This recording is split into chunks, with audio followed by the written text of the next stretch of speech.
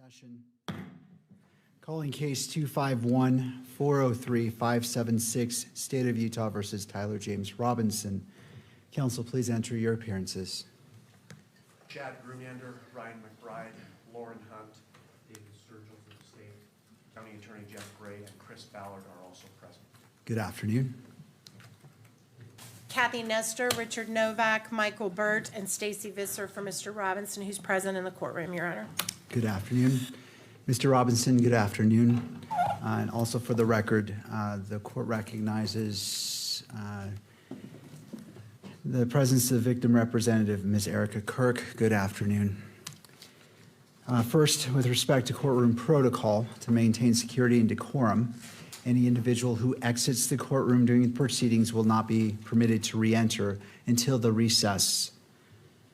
All counsel are expected to take reasonable measures to safeguard confidential communication. Such measures may include the use of screen protections on electronic devices and care to avoid inadvertent capture of privileged or private discussions by recording equipment or by those present in the courtroom. And as you note, the microphones on your tables are turned off, so please come to the lectrum when you're addressing the court. Second, the court will address the camera and still photographer, camera operator and still photographer. And if you both could come forward, please, to the lectrum.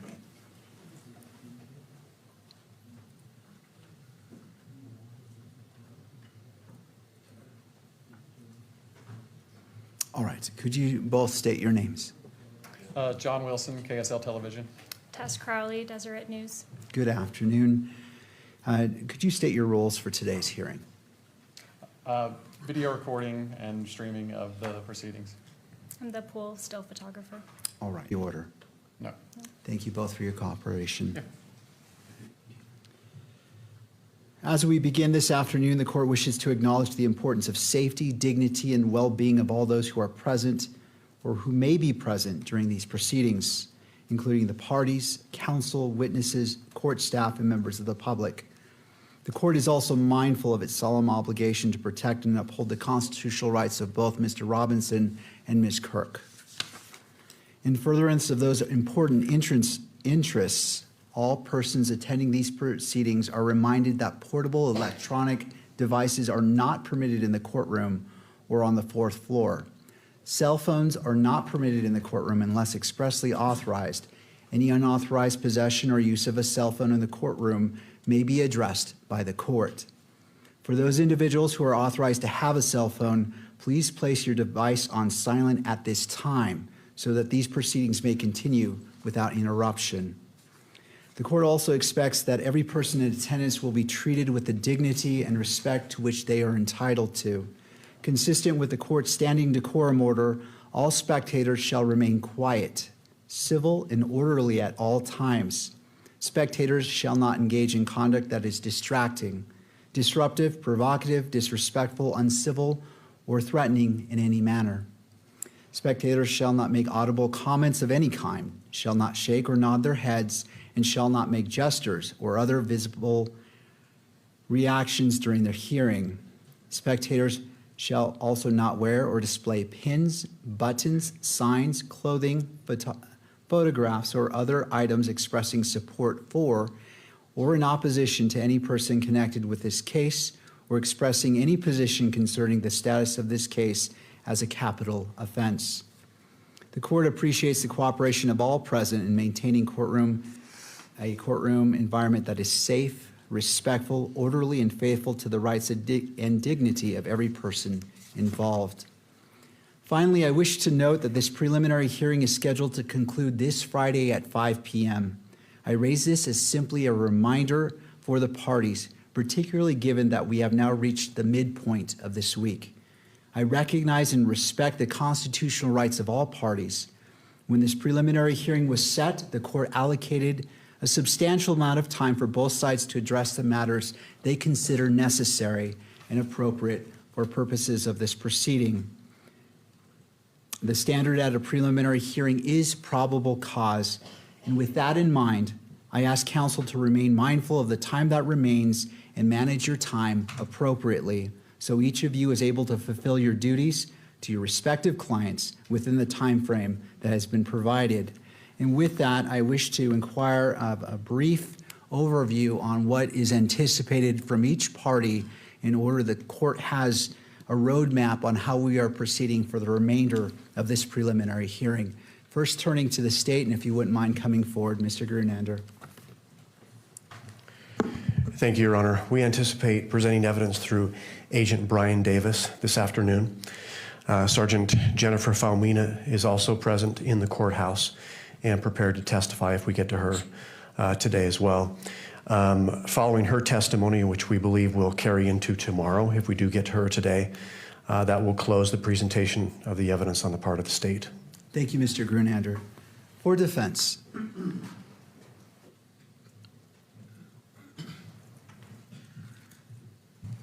Good afternoon, Your Honor. Good afternoon. Michael Bird for Mr. Robinson. Judge, we have two remaining witnesses, Miss Oliver from the ATF and Miss Carner, also from the ATF.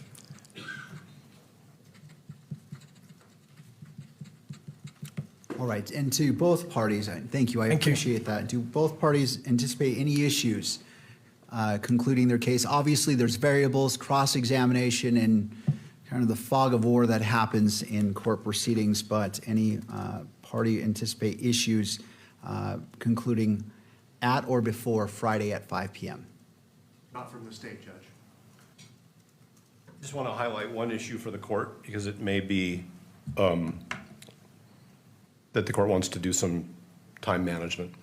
The state is going to proffer a video 1102, a video recorded 1102.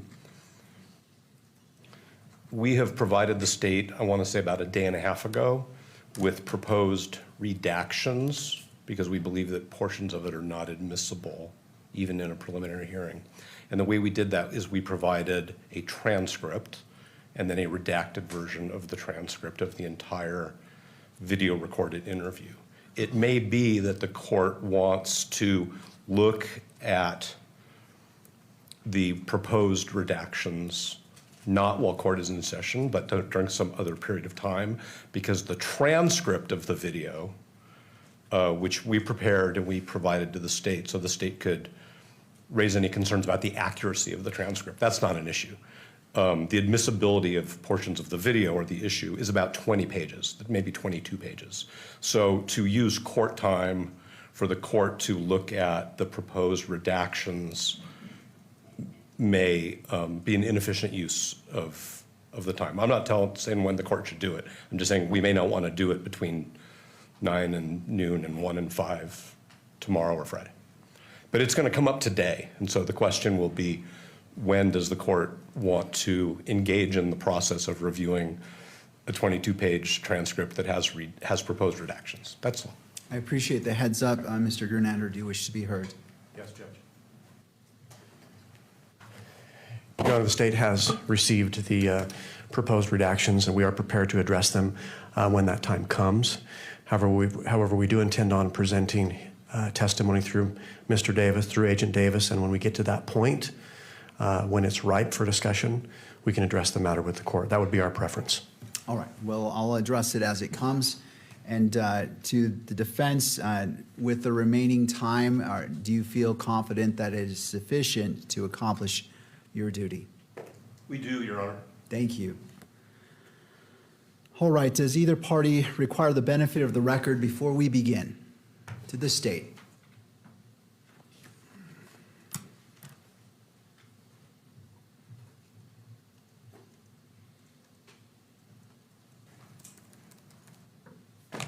Ryan McBride for the state, Your Honor. Just to address an issue that's come up and we expect to come up as we enter the second half of this preliminary hearing regarding the admission of exhibits. Under Rule 104A, the court must decide preliminary questions about whether the witness is qualified or a privilege exists or evidence is admissible. In so deciding, the court is not bound by the rules of evidence except those on privilege. And I'm bringing this up again because it's likely to come up and it is going to affect the procedures we use as we go forward. The court holds two roles, really, at this stage. One is a gatekeeper role on admissibility, and the second is the fact finder role as the magistrate. And I know you've referred to those two roles earlier in this proceeding. And the court, Rule 104A means the court can consider evidence even though its admissibility has not yet been determined in its gatekeeper role. And then, after it has been admitted, it can determine the admissible qualities of that evidence or that exhibit. And that is especially relevant at a preliminary hearing where foundational evidence is reliable hearsay under 1102B3. Even at trial, State v. Griffin, which is a 2016 UT 33 Utah Supreme Court case, the court has held that rules of evidence do not apply to evidence used to establish foundation for admission of other evidence. It's a quote from paragraph 33. So the point is, foundational rulings on admissibility can consider evidence that is not in and of itself admissible. That's proper. The second point is the courts of appeals recognize a presumption that the court considers, when acting in its fact-finding role, only the admissible evidence and disregards any inadmissible evidence. Most commonly, that comes up in a bench trial type case where prior bad acts evidence is admitted and it can have dual inferences. State v. Adams was one of those cases. That's 2011 UT App 163. And what it means is we know that a fact finder is not tainted by the judge's role as a gatekeeper, even though the judge as a gatekeeper considers potentially inadmissible evidence. It also means that the court doesn't have to distinguish which hat it's wearing as we go through the proceeding. In this circumstance, this hearing is taking place outside the presence of the jury. The state has laid and intends to lay and continue to lay foundation in open court. Such foundation sometimes will include discussion of the actual exhibits rather than just proffers, as well as foundation for the exhibits. Now, I don't think that there's any issue between us and the defense in understanding that kind of statement of the law. I think the issue that has come up is under Rule 104B, determinations of admissibility take place outside the presence of the jury. The defense appears to be assuming the jury to be basically the potential jury pool and trying to avoid the potential taint to a jury pool that discussion of evidence, which may or may not be admissible, may cause. I think that's a fair point. I just want to put the court on notice of our view and how we have and intend to proceed as we move forward. Under 104B, that determination takes place outside of the presence of the jury. Under the rules, there's a presumption that these hearings and this hearing is open to the public, including admissibility hearings. Because of that, we intend to move forward and move the admission of evidence and argue the admission of evidence as in open court. Should the court close the hearing, of course, that would change. But that's because that's the presumption in the law, and that's conforms with 104B. That's our intention, unless the court or counsel moves to close the hearing. So, in summary, the court can and often should consider evidence and review the exhibits before admission. 2, the court is not tainted by doing so and can distinguish between admissible evidence and improper evidence. And there's no need for the court to identify which hat it's wearing. And 3, absent closure, we'll move forward with our evidence in open court. All right. Well, I'll hear from defense if you want to be heard on that issue. I see you. Okay. Briefly, Your Honor, I'm sorry I have 2 microphones. I'm just trying to be technologically savvy. I think the 104 issue, I agree completely with Mr. McBride on what he's saying. Because of the Supreme Court's ruling in Archuleta concerning the availability to the public of exhibits from a preliminary hearing, which of course is a fact-specific inquiry by this court, we will continue to raise concerns about our client's right to a fair trial when we think it's appropriate, and the court will make the rulings it makes. That's all I want to say. All right. All right, to both parties, the standing request remains when you are moving a piece of evidence into to the record, I ask 3 steps. Admissibility, to admit it, to be published in the courtroom and then to be published on that screen. And I'm going to have the screen adjusted slightly because if it's published, I want it to be meaningfully able to be viewed. And I noticed somebody sent me a screenshot that angle creates an interesting angle that kind of distorts it. So in the interest of, if we're going to be transparent, it should be viewable transparent. So we'll adjust that screen briefly, but please address those three issues. And I understand one side or the other might say, well, we agree or we don't agree, period. But please, I'm trying to make sure that the record before us is a clean and clear record. So if you would do that, the court would appreciate that. All right, anything further? No, Your Honor. All right. The court acknowledges that the exclusionary rule is in effect. At this time, any witness who is subject to exclusion should be excused from the courtroom. I will leave it to the parties to monitor the courtroom to ensure that compliance is adhered to. With that, turning to the state, you may call your next witness. Yes, I mean, I want the press to be able to see it too, but when there is a bit of a distortion when it's at that particular angle. So while the parties are moving forward, go ahead and adjust it, and let's put a sample image of something that has nothing to do with this case on the screen. Judge, that's another issue. I don't know that it is projecting yet. And I don't know if we need to take a break to make sure that's working. Is it not projecting on the monitors? Okay. Technology is challenging us again. Well, what's our thought, staff, on projecting? Is this something that's not going to be cured by turning off and turning on, I'm assuming? I just need some other tables besides 3 so we can try. All right, all of you, council table, again, I'm trying to do this to get this out of the way so we can move forward cleanly. If you wouldn't mind turning off your monitor and then turning it back on, and if I could borrow somebody to do that to the witness monitor as well, so we all get them in sync. Thank you, sir. I appreciate that. And for the lectrum as well, let's just see if we can get that up because that could cause a delay. I just want to knock this out first. Yes.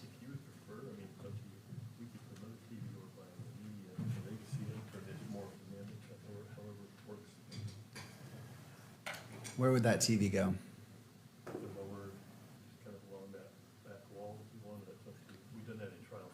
If that doesn't address any security issues, let's do that. I just want to make it easy. That way that TV can be more flat and it's not a distorted view, and then the media can look at that TV. Again, transparency needs to be viewable, not just there in concept. All right, yeah, let's go ahead and do that. How are the monitors looking? Nothing? All right. I need them to actually plug in their HDMI. so I we see. can test. Could I have someone with your laptop plug in so we can test, so we can check if it's receiving the data or the information from your laptop to allow us to project? That may be the issue. Mr. Ellis is plugged in. All right. Let's take a look here.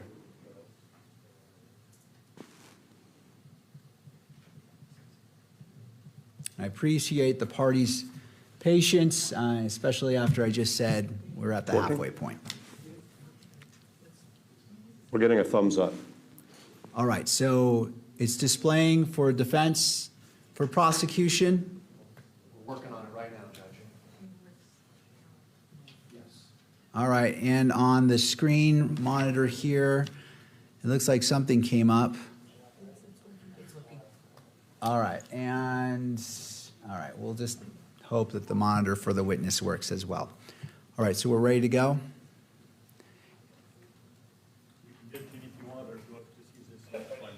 Just bring it in and go ahead and we'll get started. And how much time is needed for that? Well, let's go ahead and proceed, and then when we take a break, then we can do that. But for now, the media, if you can see that TV, if you have any problems, please let me know. And we're going to bring in that second TV. We just want to get the train on the track here. All right. Ms. Hunt.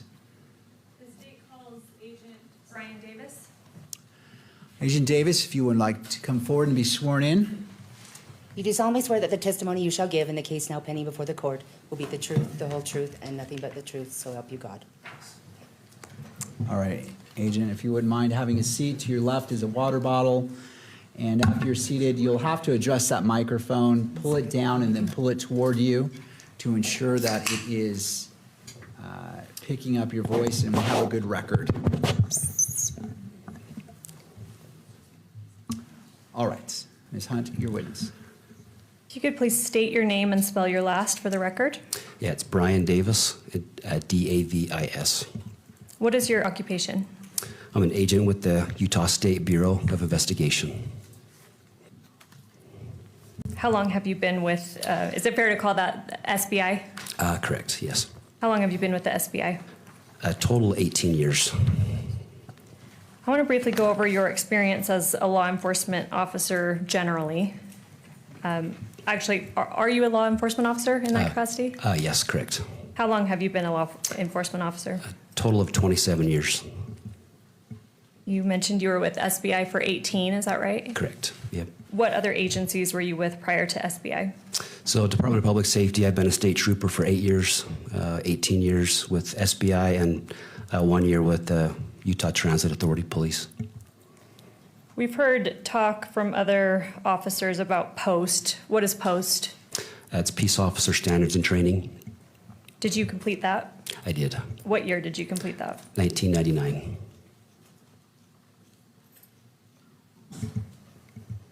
Is that a type of certification that you hold? Yeah, it's a statewide certification that any peace officer in the state of Utah, local, state, county, all go through to become a certified peace or police officer. Has that certification lapsed or been any gaps in that time since you received it in 1999? No, it's been constant since then. I want to talk about a bit about your training experience within law enforcement. What roles have you had at SBI? I began as a call enforcement team. We did covert and overt operations. I was assigned to an ATF, the PSN task force, focusing on violent felons with guns and drugs. I was on a FBI task force, Safe Streets. It was a gang violent crime task force. I was on the U.S. Marshals Fugitive Apprehension Team task force. I've been on several different OICI protocol teams, Officer Involved Critical Incident teams around the state of Utah and within SBI. I've been on dozens of those scenes. And within major crimes of SBI, I've been, we've worked a variety of cases. I work anything from violent crime, homicides, sex crimes, drug crimes, firearm crimes, white-collar crime, fraud. I was also on a task force with a FBI Public Corruptions Task Force as well. Was that all on-the-job training, or did you receive specific training or conferences, things like that? Yeah, throughout the years, various trainings, conferences in all those capacities over the years. You mentioned you've been a part of homicide investigations. Yes. Can you estimate how many? My best guess would be 60 plus, where I've had some involvement. I also currently work on a cold case unit within SBI, so we consult with agencies around the state of Utah, and I've probably consulted on over 50 of those as well in various capacities and roles. Have you received training specific to homicide investigations? Yes, I have. What types of things have you been trained on in that regard? Just several different times, week-long course training conferences on homicide, from case studies to how to manage a case. Also, I've been on several trainings with like crime scene investigation. I'm a FARO certified. It's a 3D FARO scan of crime scenes. What's a FARO scan? It's a 3D laser imaging that's used pretty commonly on crime scenes. It just accurately documents crime scenes. And I've been on, I've been certified as a forensic interview and the forensic interview technique with more child victims. So just various trainings like that. You mentioned currently you're a part of the cold case team within SBI. Correct. Have you been assigned as part of the investigation into the homicide of Charlie Kirk? Yes. And what is your role? Do you have a specific role in that investigation? Yes, I was assigned to be a case agent along with Agent Dave Hull. What does it mean to be a case agent? Essentially, you manage the case, responsible for it. Ultimately, you direct the cases as you go along. You make assignments as needed. Ultimately, everything comes back to you, like in the form of reports, evidence, and such. And then ultimately, you screen that case, if applicable, to the appropriate county attorney or DA. You mentioned that you are a co-case agent or were with Agent Hull. Is it typical to have two case agents on a case? It can be especially on a large case, yes. Has this particular case been large? Yes, it has.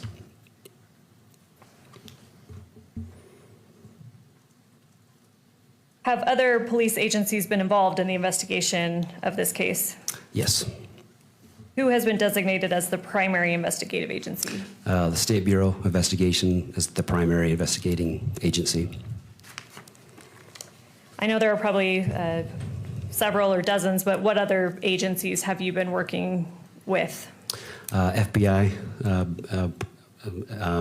ATF as well, several local state agencies, UVU Police, Orem Police, Utah County Sheriff, Washington County Sheriff, St. George PD, most of all the agencies within Utah County and even others outside of the county. So we've worked with a lot of agencies with this case. It was a pretty large scale investigation. You mentioned ATF. What does that stand for? Alcohol, tobacco, firearms. All right. I know a lot about so as a case agent, have you been in court during this preliminary hearing? Yes. You've heard prior testimony? Yes. We've talked a lot about the events of September 10th of 2025. I want to direct your attention to September 11th, 2025. Do you remember that day? I do. What happened on that day in relation to your investigation? I spent the day at the command post with various assignments. That evening, it was about 8:30 p.m., I believe, of the 11th. I received a phone call from Sergeant Elsholz requesting that I travel to St. George. Who is Sergeant Elsholz? What agency is Sergeant Elsholz with? With SBI. And he requested that you travel to St. George? Correct. What was the reason stated for that? We received information that an individual was turning himself in, or was going to turn himself in to police in regard to his involvement with the incident, the shooting on UVU campus. And I'm sorry, what time did you get that information, that call? About 8:30 p.m. Did you travel down to St. George? I did. On what day? Of September 11th. Did anyone else go with you? Yes, so we traveled to the Salt Lake City airport to a hangar there, and we were flown down on a fixed-wing aircraft. It was Sergeant Elsholz, was Agent Folger with FBI, Agent Anderson with FBI, Ryan McBride and myself, and the two pilots. And who is Ryan McBride? With the Utah County Attorney's Office. What time did you arrive in St. George? We landed probably about 11:30 p.m. at the St. George Airport. And again, this would be the evening of September 11th, 2025? That's correct. Where did you go once you landed in St. George? There we were transported via ground to the Washington County Sheriff's Department. Did you coordinate at that time with any other law enforcement agencies down in southern Utah? Oh, we did. You did? We did, yeah. What other agencies? Well, with FBI, as we were traveling, and then along with mainly the Washington County Sheriff's Department, we also have agents with an SBI assigned to the southern Utah area. So working with them as well, just making plans and coordinating resources and manpower and personnel. And you stated you went to the Washington County Sheriff's Office. Yes. What time did you arrive there? Probably somewhere close to midnight, maybe just a little bit before midnight of the 11th. What happened next? So we met several other investigators, agents, and detectives there, along with some other prosecutors. There were some federal prosecutors as well that were present. And from there, we began kind of making plans, determining how to handle the situation there. You mentioned the reason you went down there was you had been told that an individual wanted to turn themselves in. That's correct. Did you observe that individual? I did. And where was that person at the time? So when we arrived, we went into the room that we were in. It was one of their office, the cubicles there. On the wall, there was a television monitor where I viewed an individual on that screen that was sitting in one of the soft interview rooms. That room was equipped with audio video recording device, and so I observed him on that screen at that time. Were you aware, or did you become aware what time that individual arrived at Washington County Sheriff's Office? I was told he arrived there about 9 p.m. that evening. And was he with anybody else? He had been, he'd come there with his parents and a family friend. Did you speak with this individual that we've been talking about? Yes, I did. Did you get his name? Yes, we obtained his name and date of birth. What was his name? Tyler Robinson. Did he tell you that himself? He did. You mentioned other individuals came there with him. And then you also said that you had kind of coordinated with the team of law enforcement officers that were there. Were those other individuals spoken with by law enforcement? They were. Let's go through them. How did that happen? Who was spoken to first of the other individuals? So Tyler's mother was interviewed by SBI agent Holgreen and FBI agent Cox. And then kind of simultaneously, his father was being interviewed by SBI agent Terry and FBI agent Smith. And also at that time, the family friend Mike Mitchell was interviewed by other agents as well. And you said that these interviews were being conducted simultaneously? Yes. Were you part of the interview with either of Tyler's parents? Yes. Yes, myself and Agent Folger. Did I misspeak earlier? Myself and Agent Folger interviewed the mother. All right, let's make sure the record's clear on that. So Agent Folger, what agency is he with? With FBI. And yourself interviewed Tyler's mother? Yes, that's correct. I just want to make sure the record's clear. Who interviewed Tyler's father? Yeah, I think I might have misspoke. It was Agent Holgreen, Agent Cox that met with his father. And then who spoke with family friend Mike Mitchell? Agent Terry, Agent Smith.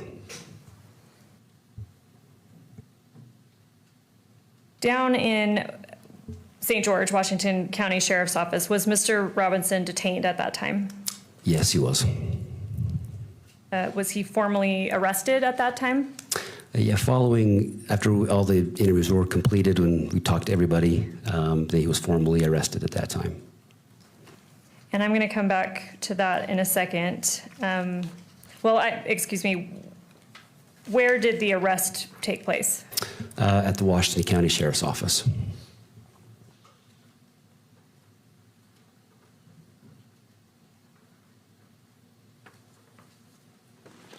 And what date did that happen on? Would have been September 12th. It was about 4 a.m., I believe, of September 12th.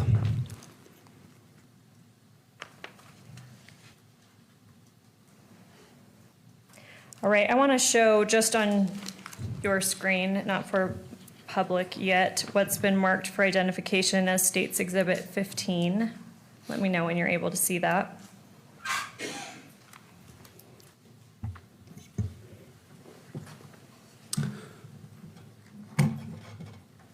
Okay, it's there.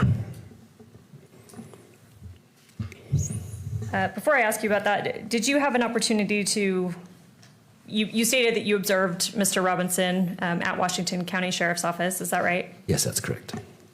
Your Honor, could I have a moment with Ms. Hunt? May I have a moment with Ms. Hunt? You may. You're just going to do the redacted version. Thank you. And that may happen a couple more times as we go through exhibits I because of agreements and disagreements that we have. Thank you for the heads up. At Washington County Sheriff's Office, where you initially observed Mr. Robinson, you stated that he was in a room. Is that room equipped with video recording? Yes, it is. Is that standard practice for a facility like that to have video recording in such a room? Yes, very, very common. Have you reviewed that video? I have. And in your review of that video, does it fairly and accurately depict Mr. Robinson at that time? It does. You see on your screen what's been marked as State's Exhibit 15. Do you recognize that? I do. What is that? That's the interview room in which Mr. Robinson was seated and waiting.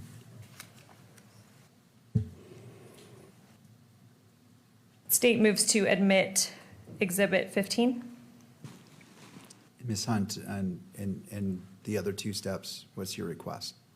We would ask to admit it into evidence.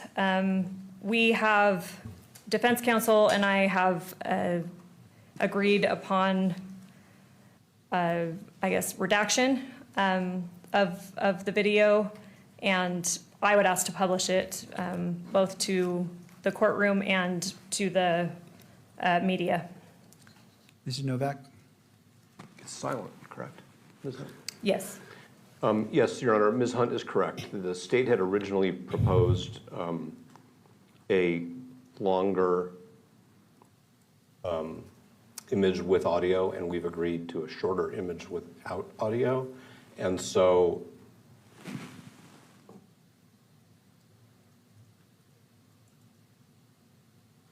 That's correct. Yeah. So we're fine with all three steps as to this exhibit. All right. Does the state wish to review this to make sure that what's queued up comports with what you believe? If not, we can move forward. I just want to allow all parties the opportunity to double check. Let me just confer with my paralegal.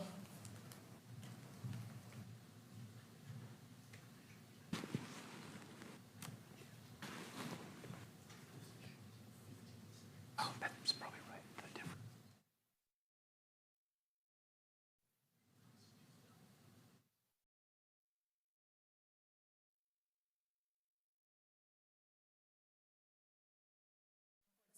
It's has no audio, so we would like to admit and publish it at this time.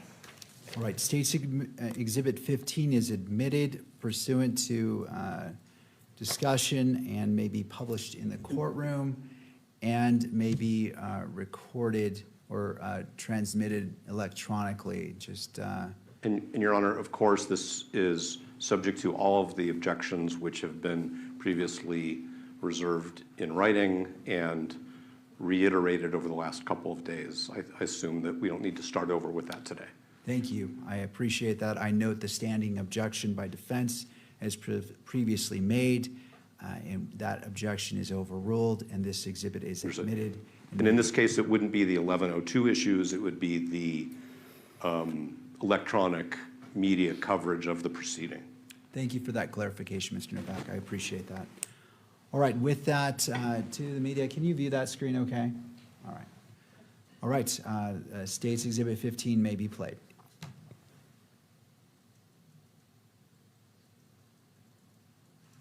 And Agent Davis, who are we seeing here? That's Tyler Robinson. And although we are watching it on video, what is he wearing at this time? He's working a dark colored baseball cap with has like I believe it's like maybe the Hurley symbol on it, like a white symbol on front. It's a burgundy short sleeve shirt with no graphics. It's blue jeans and gray and white tennis shoes. I believe they're Converse style tennis shoes. Thank you. Was Mr. Robinson, you stated that he was arrested in the early hours of September 12th, is that right? Yes, that's correct. Did he remain in Washington County Sheriff's Office, or was he taken somewhere else? No, he was transported from there to the Utah County Jail. Prior to being transported to the Utah County Jail, was any, I guess, personal property taken from him, clothing, anything like that? The only thing that was, so prior to like our arriving to the St. George, to the Washington County Sheriff's Office, his cell phone was seized and taken from his person. But that was the only thing that was taken from at that time. After he was transported to Utah County Jail, were any personal items taken from him? Yes, they were. And what were those? After a search warrant was granted, his clothing was recovered, along with buccal swabs to collect his DNA and major case prints, which is fingerprints, palm prints, pretty much the entire hand. Those are all collected from him. And sorry, you may have already stated when did he arrive in Utah County? We arrived at the Utah County Jail about 7 a.m. on the 12th, September 12th, and he was formally booked in at about 8 a.m. of that morning, and then I was the booking officer. What does it mean to be the booking officer? I filled out the necessary paperwork essentially with the jail, which gives the individuals personal identification of the charges, the probable cause statement, and then it's signed and submitted to the system. All right, I want to talk a bit about search warrants, some of the search warrants that were executed in this case. As part of the investigation, were search warrants obtained specifically for areas in southern Utah? Yes, they were. And obviously do not give me exact addresses, but generally for what locations? It was the residence of Tyler Robinson and the residence of his parents. Were those warrants executed? They were. By whom? The residence of Tyler Robinson was a team led by Sergeant Famowina with SBI, along with the Utah State Crime Lab.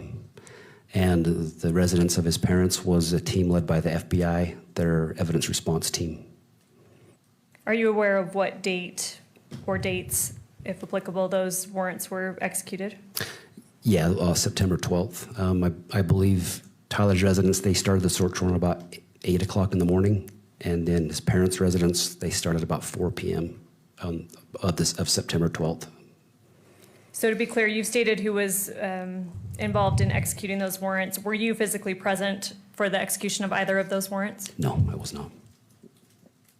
Are you aware of whether Mr. Robinson lived with anyone else at that residence at the time? Yes. Do you know who that was? Lance Twiggs.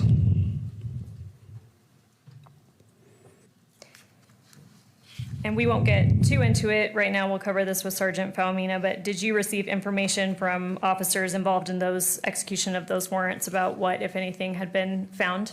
Yes, I did. All right, turning to another area. As part of this investigation, you have previously mentioned that a family friend came in initially with the Robinsons. Who was that family friend? His name was Mike Mitchell. And who is he in relation to the Robinsons? So he's a family friend, a good family friend. And what was his involvement here? So he helped facilitate working with Tyler and his parents with the sheriff's department for Tyler to turn himself in. And I believe you mentioned previously that law enforcement conducted an interview with Mr. Mitchell. They did. Remind us when that interview occurred. So that was the early morning hours of September 12th at the Washington County Sheriff's Department. And I know you've already stated, but remind me who was present for that interview. That one was Agent Terry and Agent Smith. What agencies are they with? Terry's with SBI and Smith is with FBI. Are you aware if a second interaction or statement was collected from Mr. Mitchell? Yes, it was. When did that happen? It was March 31st of this year. Who was present at that time? Was Ryan McBride, Chad Grunander, Kimberly Derfler, and Agent Chris Terry with SBI. You mentioned Ryan McBride, Chad Grunander, and Kimberly Derfler. What office do they work for? The Utah County Attorney's Office. And you mentioned Agent Chris Terry. Yes. So you were not present for this collection of this statement. No, I was not. Have you communicated with Agent Chris Terry about how this happened? Yes, I have. How did this happen? So all those individuals met with Mike Mitchell at, it was the St. George, well, it was at the St. George Court office, courthouse there. They met and discussed briefly, kind of talk generally about the situation. From there, Mr. Mitchell was given a handwritten 1102 paper statement, and he left the room, went into a separate office by himself, was there for about an hour where he hand wrote a statement, filled the statement out. When that was complete, he came back into the room where the others were waiting and provided that 1102 statement to them. We've heard quite a bit about 1102 statements. It sounds like there's an official form that is used. What's present on that form, if you know? There's an admonition or warning given on those forms that states that the information you're giving is true and accurate to the best of your knowledge, that any false statement that is given or may be given would be punishable by a Class A misdemeanor. Aside from that being written on the form, are you aware if this admonition was discussed with Mr. Mitchell? It was. Do you know by whom? Yeah, Ryan McBride provided that admonition to him. And you stated that Mr. Mitchell then went into a separate room for about an hour and wrote his statement down? Correct. Did anyone, including prosecutors or law enforcement, direct him what to say? Foundation, objection. Personal knowledge. Would you like to respond, Ms. Hunt? I can lay a little more foundation. All right, so I'll sustain the objection for now, and Ms. Hunt is moving forward with laying more foundation. You discussed with Agent Chris Terry about how this statement was obtained? Yes. Did he mention anything to you about anyone directing Mr. Mitchell about what to say or what to include in the form? No, I spoke to him personally and reviewed his report also. I'm going to show you what's been marked for identification as State's Exhibit 14.1. Let me know when you see that on your screen. Okay, I see it. What is that? This is the written 1102 statement that was provided by Mr. Mike Mitchell. Your Honor, may I have a minute with Ms. Hunt for the same You may. purpose?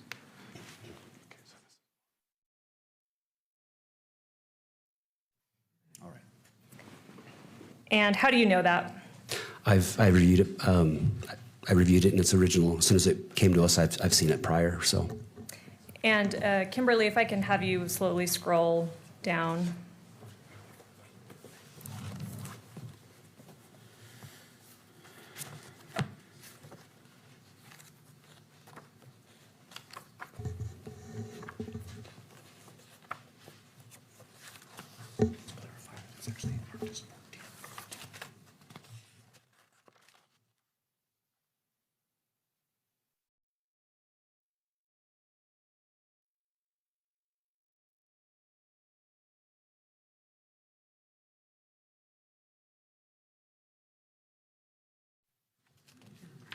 Sorry, Judge, if I can just have a moment. You may.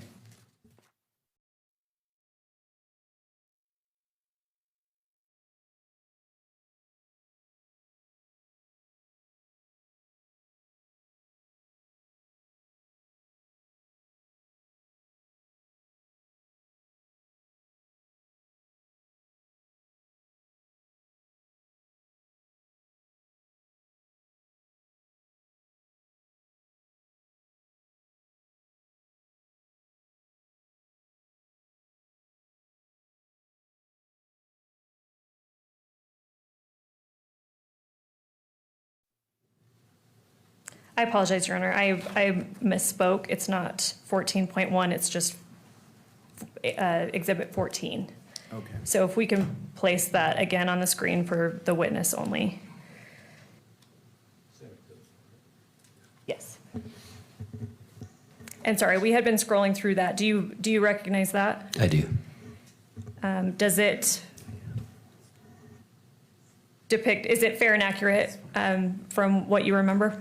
Yeah, with the exception of the redactions, yes, it's fair and accurate.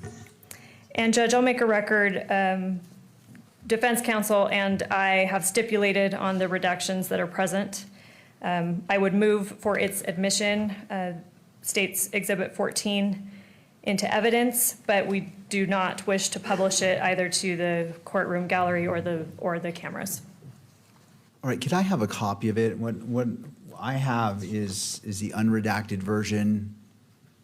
So I want to review it before I make that decision.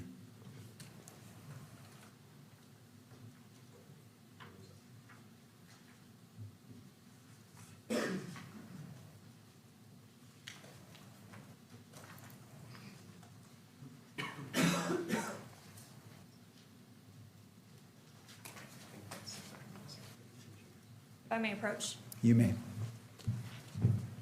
Thank you.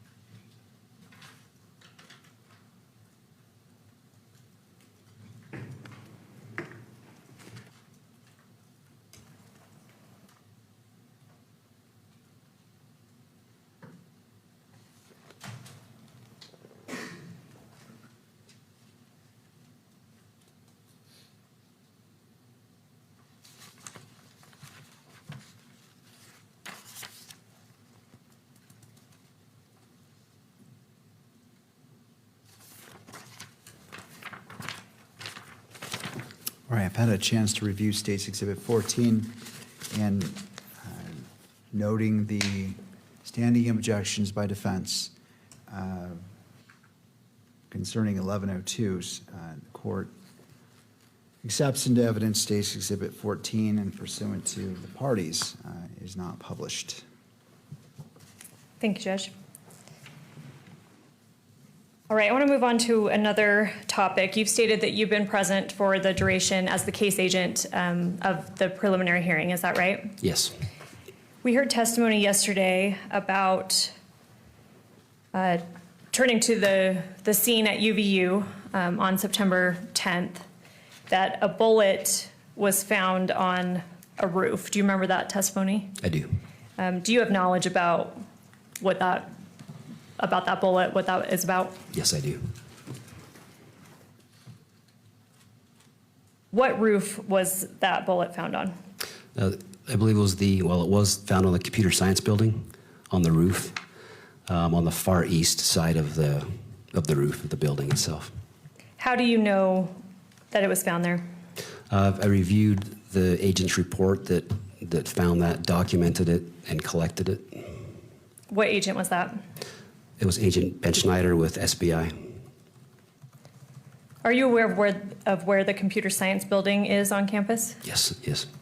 Can you explain generally where that is located? Yeah, from where the LOSI building is, it's a building directly kind of south and east of there, from the LOSI. Southeast from the LOSI building. Where is it in connection to the auditorium section that we've been talking about where Mr. Kirk was stationed? It's east of there. East and a little bit south, and mostly east. Would there have been, from that roof of the computer science building, to your knowledge, would there have been a line of sight to Mr. Kirk's tent? No, not according to the agent. Agent Ben Schneider, there was not a line of sight from there to where the tent was, where Mr. Kirk was. Did you learn from Agent Snyder what caliber that bullet was? Yes, I did. And what was that? It was a .223 caliber. What is a live round? It's a round that had not been fired, so it still had the projectile, and it was a fully functional bullet with ammunition with the bullet. Did you learn if this .223 bullet found on top of the computer science building was a live round? Yes. And how do you know that? It was still intact. Still had the primer had not been it was not dented, not been fired. It still had the bullet projectile in the end, and still sealed. Did you observe this bullet personally, or is this information you're getting from Agent Snyder? From Agent Ben Schneider.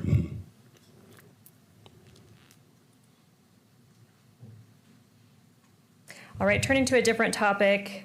And Judge, I'm aware that there are going to be some objections about this that we'll have to address, but I just want to lay a little bit of foundation first before we get there. You've mentioned him already. Are you familiar with an individual named Lance Twiggs? Yes, I am. And who is he in regards to this investigation? He's the roommate of Tyler Robinson. Was he interviewed as part of this investigation? He was. How many times? 2 times. When was the first time? The first time was the early morning hours of September 12th, and that occurred at St. George Police Department. So we've heard of several people coming in and being spoken with at Washington County Sheriff's Office. Correct. Mr. Twiggs was spoken with at St. George PD. Correct. Do you know who was present for that interview? It was FBI agents Larson and Agent Ling. Are you aware of Mr. Twiggs' buccal swab was taken at that time? I don't recall happening there. I believe it happened later. I'd have to, but it did occur. That was obtained from him. Okay. But you're not sure if it happened on the 12th? I don't recall if it was there or later at his residence, but. But ultimately, a buccal swab was obtained from Mr. Twiggs? Yes, it was. Do you know if his phone was taken from him? It was. When did that happen?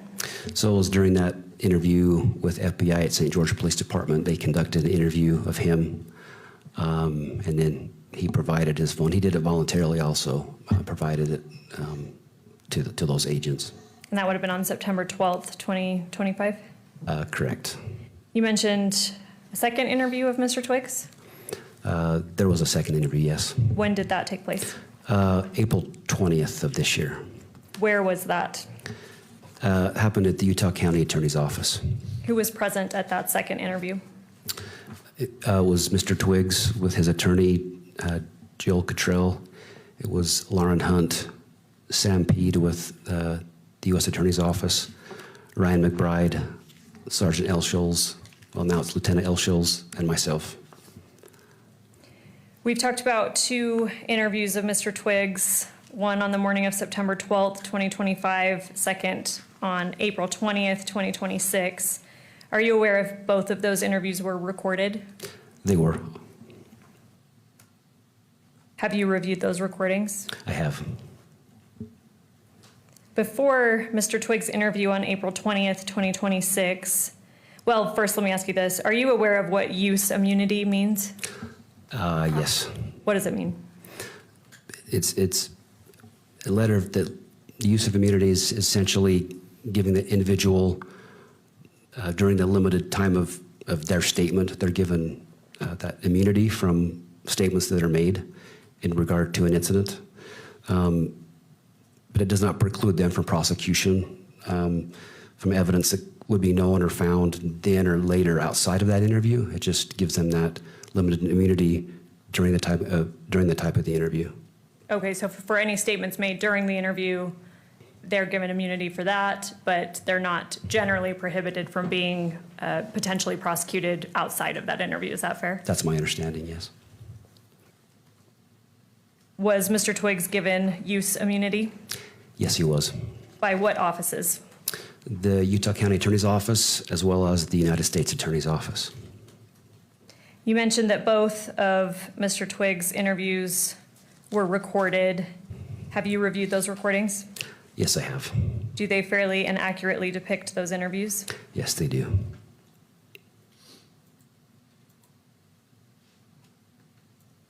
We've talked about 1102 statements. We've talked about a form, and you talked about that there's an admonition on there that warns that if false statements are given pursuant to 1102, then that person may be subject to a Class A misdemeanor. Is that fair? That's correct.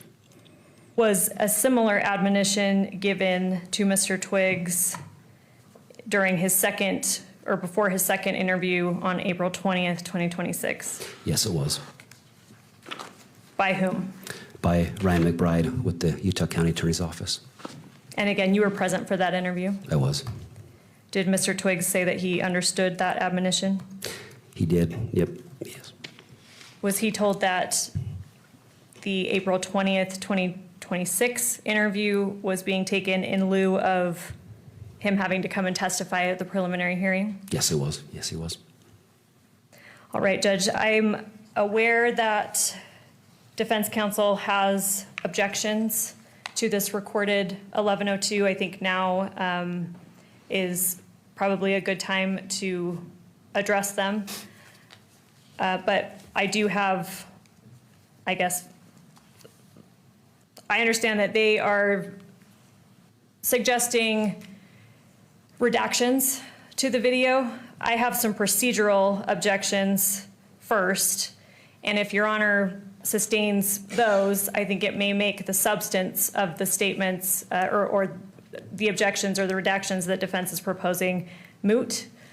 So I'm wondering if Your Honor will entertain my responses procedurally first before we get into the substance of what defense is objecting to. Does that make sense? Yes, but and if you want to move it, because right now nothing's before me. Yes. Well, what I want to move, so defense is proposed about a day and a half ago. They created a transcript. Mr. Novak has proffered this earlier to Your Honor. On April, and I'll give you a little more proffer. On April 28th, 2026, the Utah County Attorney's Office provided this recorded 1102 statement of Mr. Twiggs to defense counsel. They have acknowledged the receipt and mentioned the recorded statement at previous hearings. In fact, they even filed a brief that Your Honor has decided about whether 1102 can be applicable to Mr. Twiggs at this hearing, which Your Honor has ruled upon.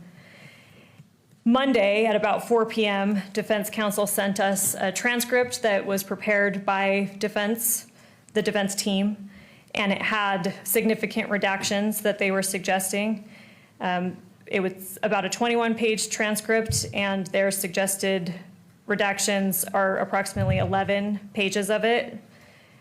In total, redactions appear on 16 of the 21 pages. My procedural objections to this are that this is essentially by surprise. We were already a day into the preliminary hearing. Defense counsel had been aware since at least April 28th, 2026, when the recorded 1102 of Mr. Twiggs was provided to them, that is how we intended to proceed. And like I said, they had already briefed the 1102 issue as it relates to Mr. Twiggs. At that time, they did not raise any objections to the substance of it or propose any redactions that they wished.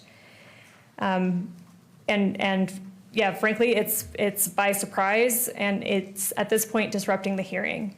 It's not, I did mention that defense prepared a transcript of this recorded interview, how the state intended to present it and how we have given it in discovery to defense is it's a video, audio and visual. Making redactions to that is not as simple as a transcript where you can just, block out sections of the text.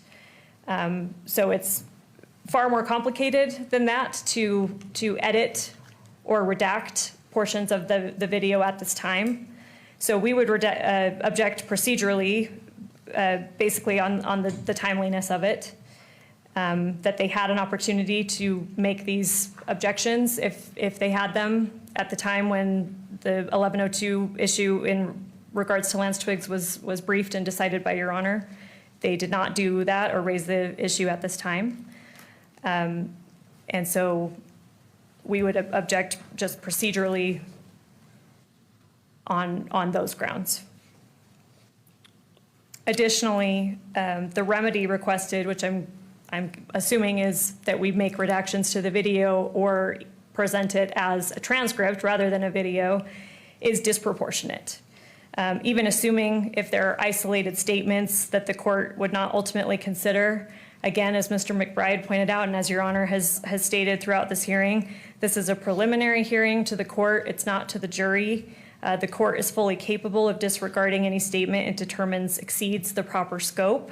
As Mr. McBride cited this morning, several cases give Your Honor that authority and presumption that judges are able to basically make the difference between what's admissible evidence and disregard what may not be at a preliminary hearing or even at a bench trial. State v. Adams is one of those cases. If Your Honor wants the citation, again, I'm happy to give it.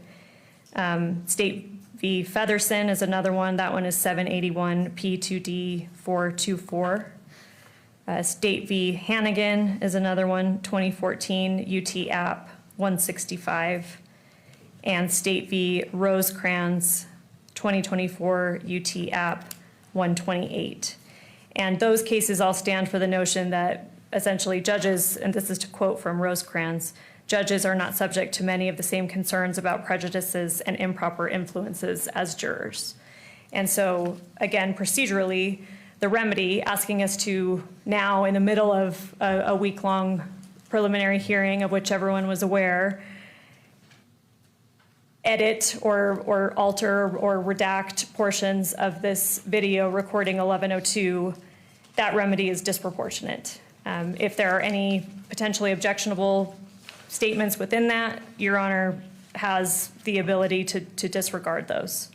And so we would prefer not to get into the substance and argue each statement line by line.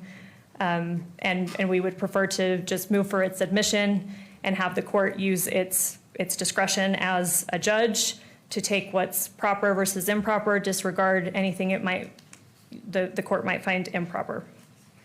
If we would like to move into substantive objections, then we're happy to, but if the court can rule on those procedural objections first, it may make any substantive objections moot. All right, so you're moving into Evidence States Exhibit 16? Yes. And as it relates to publication, what is your request? So, Judge, we believe, and I believe this has been discussed before on the record, that the state is in agreement that the media should not have the ability to handle or replicate certain exhibits.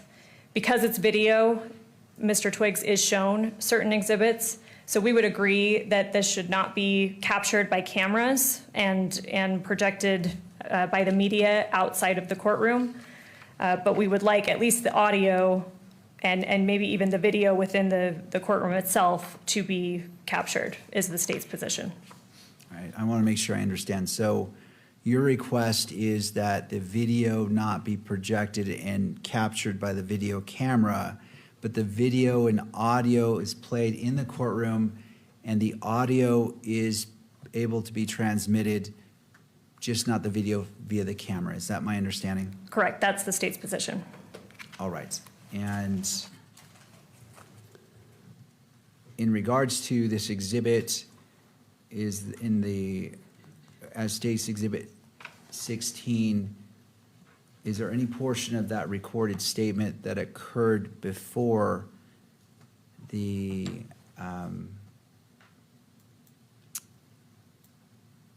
the 1102 warning was given to Mr. Twiggs? Not that we are presenting today. Okay. All right, turning to the defense, Mr. Novak. Thank you.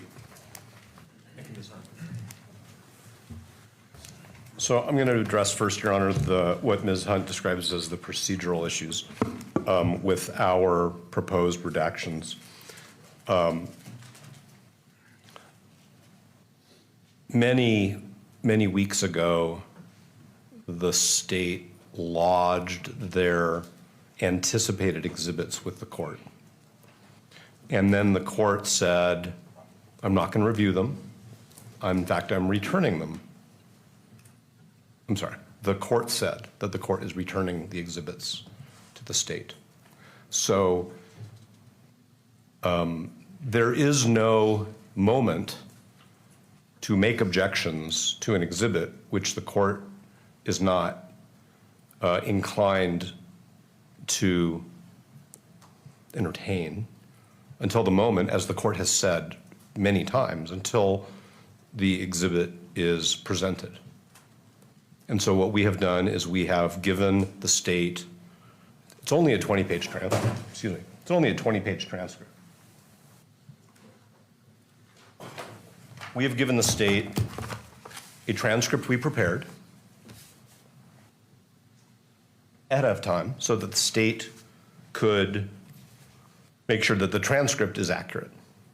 The state has never said that the transcript is inaccurate, so I'm going to assume for purposes of the moment that the state doesn't have any dispute that the transcript is an accurate transcription of Mr. Twiggs' recorded 11:02 interview. There's no surprise here. There's been all of Monday evening, all of Tuesday, this morning. In fact, the state informed me yesterday morning that they don't agree to the redactions. So there's no surprise here. And we're actually doing exactly what the court signaled should be done, which is at the time an exhibit is proffered, objections shall be made. This wouldn't be as much of a problem if Ms. Hunt had just said to Your Honor, following Archuleta, and in light of the electronic coverage of this proceeding, and in light of Mr. Robinson's right to a fair trial, the court will consider those portions of the exhibit which are admissible, and the court will not consider those portions which it determines are not admissible, but it will not be broadcast either audio or video. So that becomes a problem because the categories of objections that we have to this video recording, I'm going to talk about a little bit so that the court understands why Ms. Hunt's suggestion that the entirety of an exhibit, which may not be admissible under the rules of evidence at a preliminary hearing, be played in open court, and that the audio be captured by electronic media and broadcast. Because of our client's right to a fair trial, that's a problem. And I don't want to sound flippant, but this is actually the Ryan McBride 1102. The vast majority of this video is Mr. McBride testifying and Mr. Twiggs agreeing. If we were in a courtroom, it would be a leading examination virtually from start to finish. I don't want to say that every single statement by Mr. Twiggs is just an affirmation of what Mr. McBride says, but the vast majority of it is. There are also portions of this 1102 where Mr. McBride is basically testifying as to what other exhibits that this court will see say. So there are two other exhibits that this court will be asked to receive into evidence today, which are text messages and a group chat. I'm just going to distinguish between the two. And so this 1102 statement is basically Mr. McBride saying, and then the chat says this, and then the chat says that, and then the chat says this. He's basically testifying as to what the exhibits say. So in some ways, the 1102, those portions of the 1102 violate the best evidence rule, because I have no doubt that those two things that I just talked about are going to be presented to the court by the state.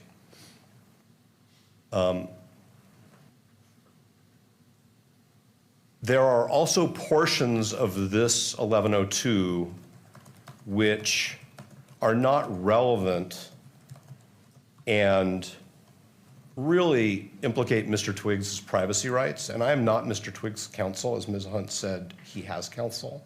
I don't know if he's, well, I don't want to speculate. But it's not relevant. There are portions of it which are not relevant, and there are portions of it which I think, especially to be broadcast, implicate other privacy interests. So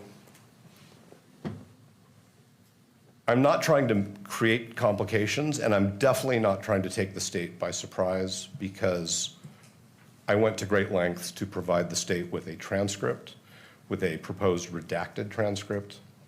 And in fact, today, we prepared to make it easier on the state and actually on Your Honor. Instead of having redactions with big black sections, we highlighted them instead. So if the court wants to look at our proposed redactions, the court can do that without having to compare two documents. The other thing I want to say is that if the court did order ultimately that portions of it would be broadcast in any way, in the courtroom, outside the courtroom, we're not trying to change the state's exhibit from a video with audio to a transcript. The transcript is really being used as a tool to address the inadmissible portions of the video, because there's no way to communicate to the court efficiently which portions of a video we think are not admissible. It's much easier to do it on paper. So the transcript is just a tool. We have the ability right here in this courthouse to cut the video into the pieces that the court deems admissible.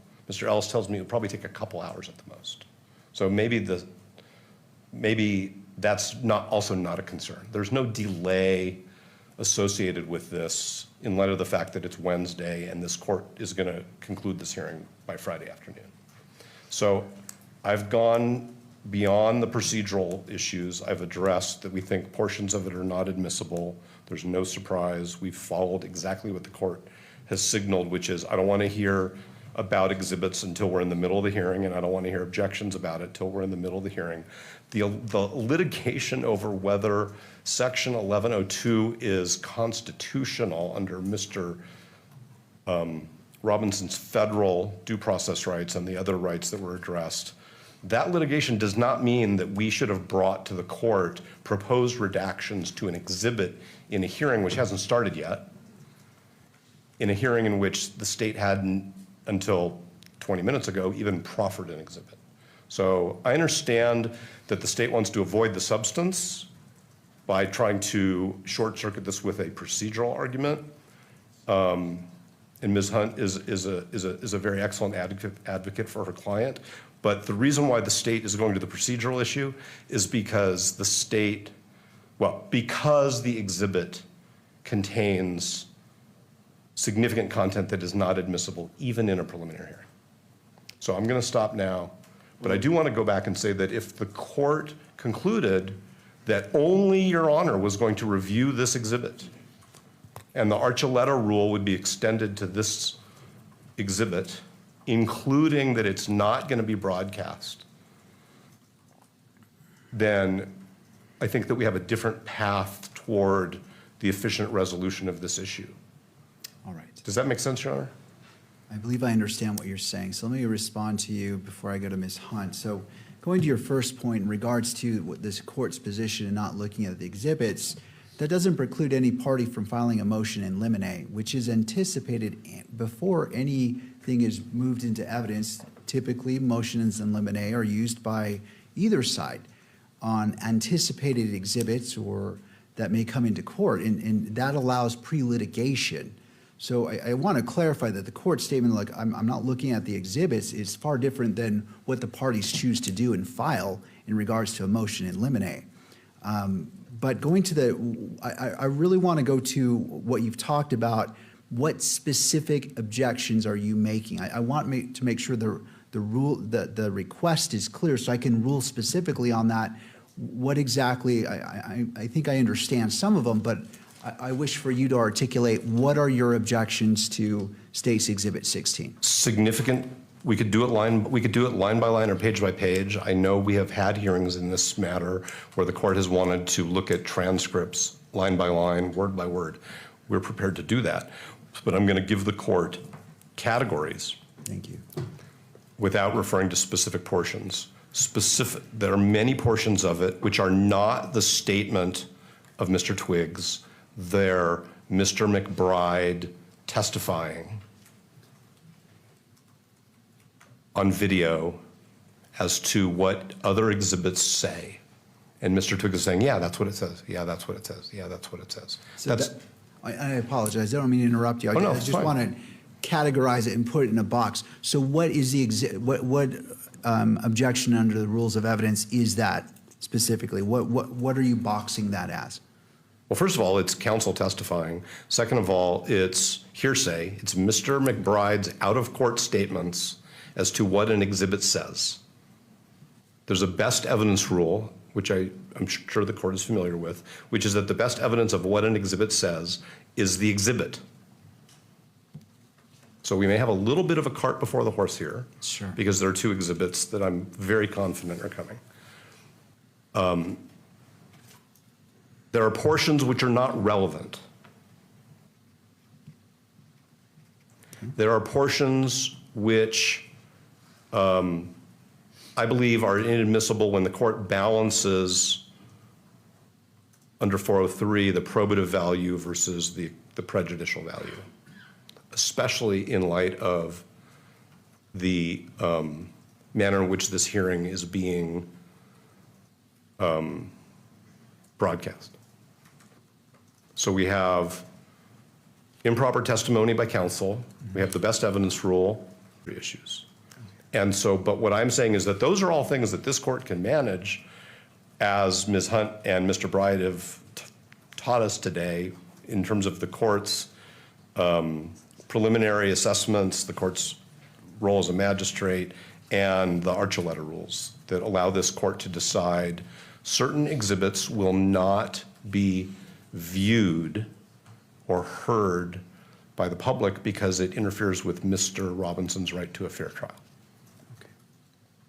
Thank you. And I heard exactly what the court said about the in limine situation, but I do want to just say this, and I hope this is taken in the right spirit. If this court had said to us, I'm returning the exhibits, but if any party has any objections to any exhibits, I want to hear about that before the hearing, we certainly would have done so. And I think that it's probably, for counsel, a suggestion about how future hearings where there are many or complex exhibits, because there will be such hearings, should be handled, which is we can do in limines before the hearing begins, so that the court knows these exhibits there are no disputes, these exhibits there are disputes, these are the disputes, and we don't have to waste courtroom time bringing the court up to speed on what those concerns are. It can all be briefed ahead of time. And we're happy to do that. Thank you. Well, going to the last point, let me be clear on the record that I don't intend to interfere with the duties of either party. It is not my job to say, well, here's what you should do, here's what you shouldn't do. I'm independent.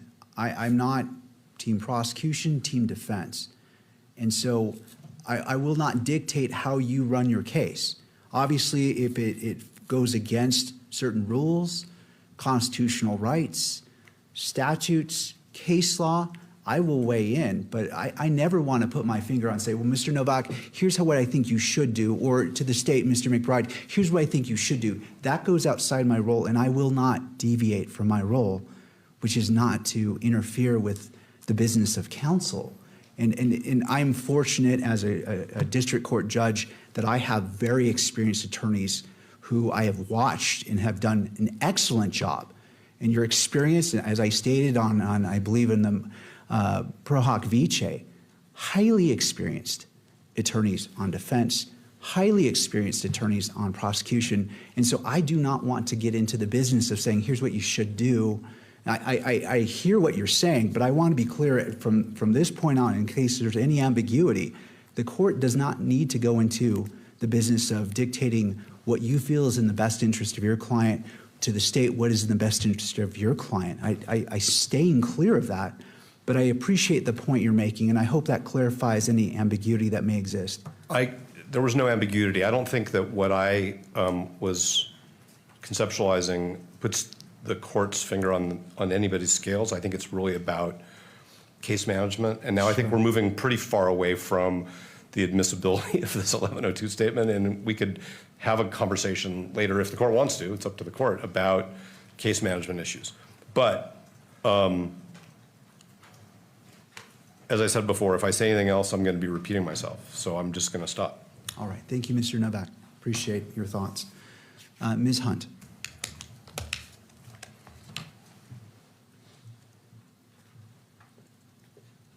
Yes, thank you, Judge. And as I tried to parse out, obviously we have procedural objections, which may, depending on how the court rules, make the substantive objections moot or unnecessary. But to Mr. Novak's point about this not being by surprise, yes, to be fair, he did send me a transcript with proposed redactions Monday, I believe at about 4 p.m. It was not accompanied by any objections that he actually had. So we had to compare the transcripts and, to our best guess, come up with what the substantive objections may be. I am ready to respond to what I believe they may be, and obviously he's now given categories.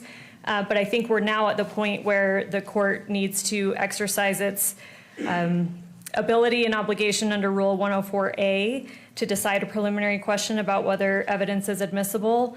But before we do that, because to argue the substantive objections, I want to actually get into the substance of it. And so I think we need to consider whether this is going to be a closed hearing. And then probably, I don't know, I'm assuming the media attorneys will want to weigh into that, because I do want to quote specific sections to be able to advocate for my position, the state's position on this. I think we will need to get into the meat of what is actually stated here.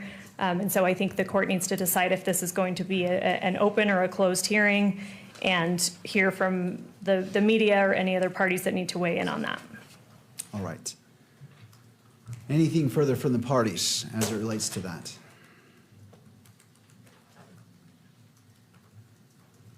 Only that Ms. Hunt invited the media to comment on what the court is going to do.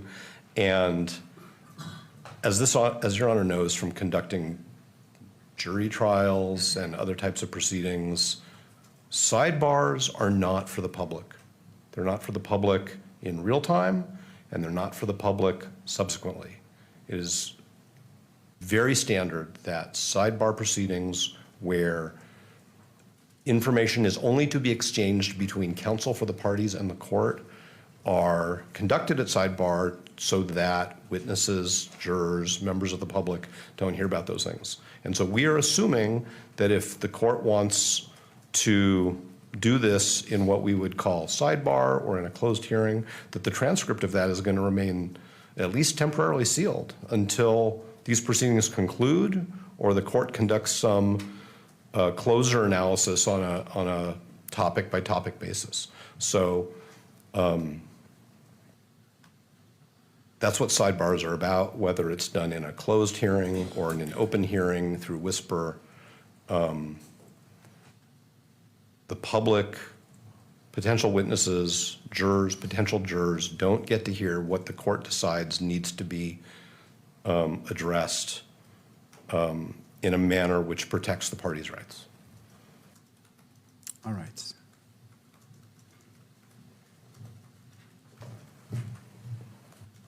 Your Honor, if I may, Michael Judd on behalf of the media. A request to close a court proceeding isn't a sidebar, and calling it a sidebar doesn't make it one. The court knows the rules at this point. Any attempt to close a hearing requires that the court engage in some sort of hearing about that closure that is open to the public. It can't be done in whisper. That can't be done with the cameras off. There are occasions where a court may find it necessary to put some portion of some hearing behind closed doors. But the conversation about whether or not that happens, of course, has to take place in public. I don't want to belabor any of the points that are made. I think the court recognizes the interests at issue here and what the media's position would likely be on these. I'd like to find common ground. It appears to be a significant piece of common ground here is that everybody seems to believe that the video interview that is at issue here is very important. And that, of course, makes people want to invoke protections, invoke closures. From the media's perspective, from the public's perspective, of course, that pushes the other direction. There may be moments of this preliminary hearing, there may be exhibits that do not present significant pillars of support for the decision that the court will ultimately be called on to make as a gatekeeper and as a magistrate. It seems to me, I haven't seen this video, the public hasn't seen this video, it seems to me that this appears to likely to be one of those pillars on which the state intends to base its case and on which the court's ultimate decision will likely rest. That counsels in favor of access, in favor of publication, in favor of allowing the public to see the work that the court is doing and why it's doing it. I recognize Archuleta has been invoked. We respect and understand Archuleta. Respectfully, Archuleta, at least part of its reasoning is based on something very different than putting something on a screen. In Archuleta, there was a request to say, hey, is there a murder weapon? Are there crime scene photos? Can we come handle those, right? Can we look at them? Can we turn them over in our hands? And part of the reasoning in Archuleta was we're worried about that will impact the quality of the evidence and the obligation everybody has to keep that evidence reliable and safe. Putting something on the screen doesn't present any of those sorts of risks. Because this is so important, so this interview appears to be such a critical piece of the case being presented here in this courtroom today. The media's position is that it should be shown on the screen and that the public should be allowed to see it as well. To the extent there's any sort of compromise at all, the one that is presented by the state, which would allow the public to monitor and oversee and understand and comprehend and assist with the work being done by the court, then something like the state has provided, which is we allow the audio to play. If there is some sort of, it sounds to me like what the state is saying is there's some sort of witness privacy issue that would be served by turning that video off. Maximalist advocates on behalf of the media would always want that video to be on, but I recognize that that may be a reasonable compromise. But the idea of shutting the courtroom down to argue about closure or keeping this recording from the people in the courtroom who are allowed here, the victim representatives, the media representatives, the public itself, is simply a non-starter, I believe, under the rules that govern this proceeding. We ask the court to keep this as open as possible, and if there is any sort of narrowing of the public's right of access here, that it be done only in the narrowest way possible, and that it be based only upon recognized interests. And finally, I would say, Your Honor, to the extent that I hear any sort of real counter interest at all, it continues to be a fair trial interest. We take that important. We recognize that its importance, we take it seriously. The court has also over and over again recognized what the right approach to that is to say there are mechanisms in place under Algier to say we do an expanded voir dire, we do a jury questionnaire. We can handle those counter interests, and on behalf of the media and the public, I'd ask that the court handle this dispute that way. Thank you. Any further comment by any of the parties? All right. Mr. Novak. Only that I want to make an additional assertion about why the court should handle this exhibit pursuant to Archuleta. But I want to make that argument at sidebar, because the whole point is to protect my client's right to a fair trial. And by making part of this argument in open court, it's a self-defeating exercise. So when the court resolves whether it will hear from us at sidebar, we're prepared to do that. All right. The issue is sidebar is public because the transcript's open. So it's just because the parties request sidebar and the court invokes the white noise, that doesn't make it private. It simply obscures the noise in the courtroom because that goes in the transcript unless it's a closed hearing.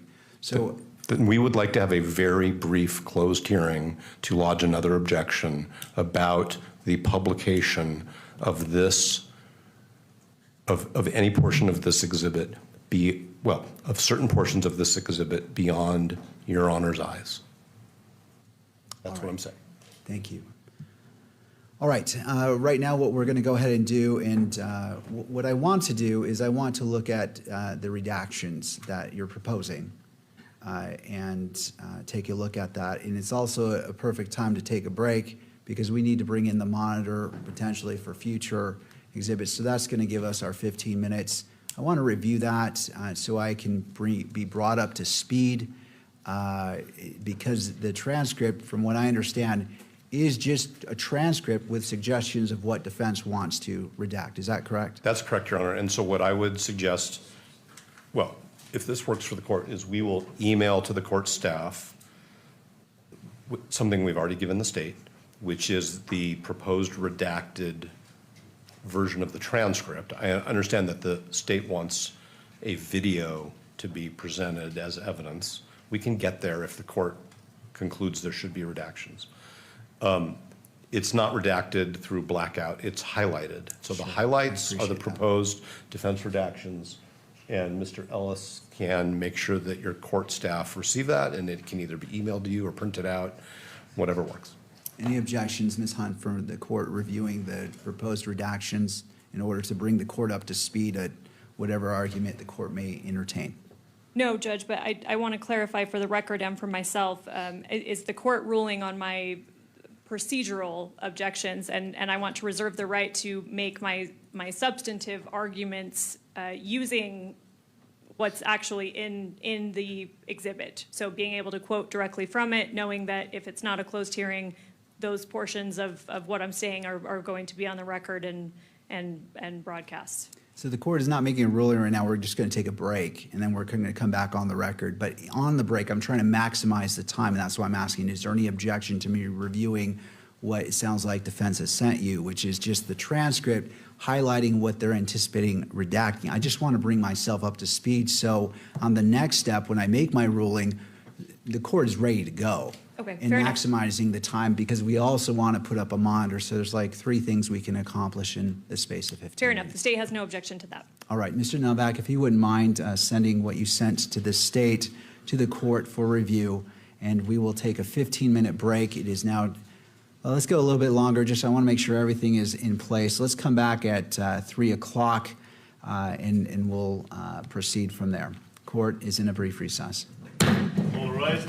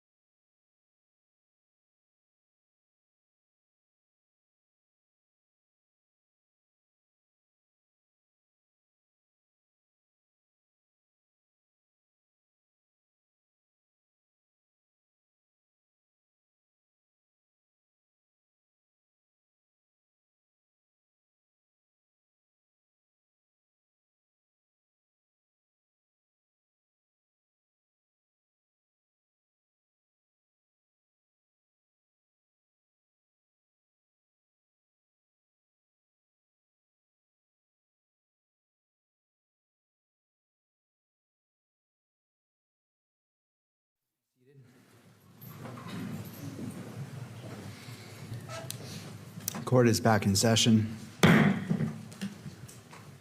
Noting the presence of counsel and all parties, I appreciate your patience. Sometimes it takes time to save time, and so that was the intent of this court in addressing what is before this court as it relates to State's Exhibit 16. Counsel, in this time I've taken time to look at the video anew, also reviewing what Mr. Novak submitted, the redactions requested, and reviewing all parts of it in great detail.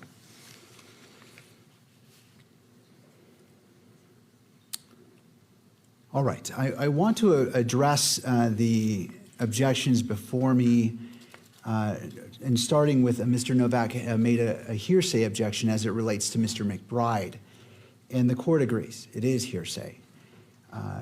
At the same time, I'm only going to consider Mr. McBride's statements to provide context for the things that Lance Twiggs says and for their effects on Lance Twiggs. And as such, the hearsay objection as it relates to the statements of Mr. McBride in State's Exhibit 16 is overruled. Turning to relevance as it relates to State's Exhibit 16. And I agree in part and disagree in part as it relates to this objection. So there are portions of the transcript, or I say transcript, but what I really mean is State's Exhibit 16. And I appreciate the transcript. I found that to be helpful. It's a lot faster than trying to scroll. And so I appreciate that being provided. It was helpful to the court. And to be fair, I found it to be a true and accurate representation of the actual recording. So did I listen to every word and compare it? No, but from what I reviewed, I did not find any inconsistencies, just to put it on the record so there's no misunderstanding. But there are portions of the transcript, State's Exhibit 16, which relevance is still not clear to me. However, as the magistrate, I am able to distinguish between what is relevant to a probable cause determination and what is not.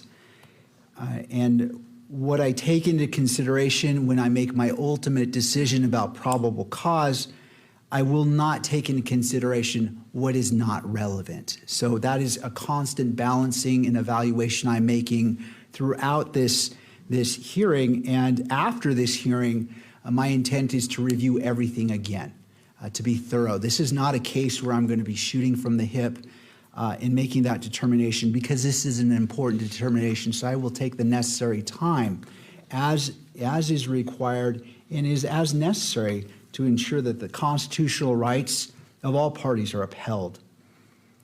So as I'm making determinations, where I land is pages 19 and 20 of the transcript as it relates to State Exhibit 16 may contain irrelevant information, but I will reserve whether I consider those portions until I've heard the rest of the state's evidence. Therefore, as it relates to relevance, that ruling is reserved. Now, turning to the other objection, which is Rule 403, prejudice. As I am acting as a magistrate, I do not have the same concerns that my decision will be influenced by undue prejudice as that of a jury. Therefore, for purposes of admissibility, the defendant's objection is overruled. Even so, there are portions of this transcript, and again, State's Exhibit 16, that may not be admissible at trial and whose relevance I have not yet determined.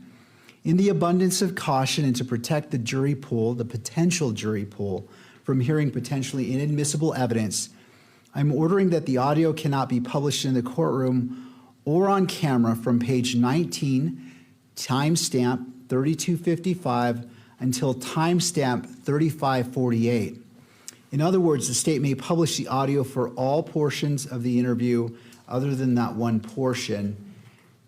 And when I say audio, I mean audio and video, so both. I recognize there's approximately only 1 minute after 3548. The state can fast forward to that point it's an approximate 1 minute and 12 seconds, or may take the time to redact the video as they see fit. So where I'm landing today is up until from the beginning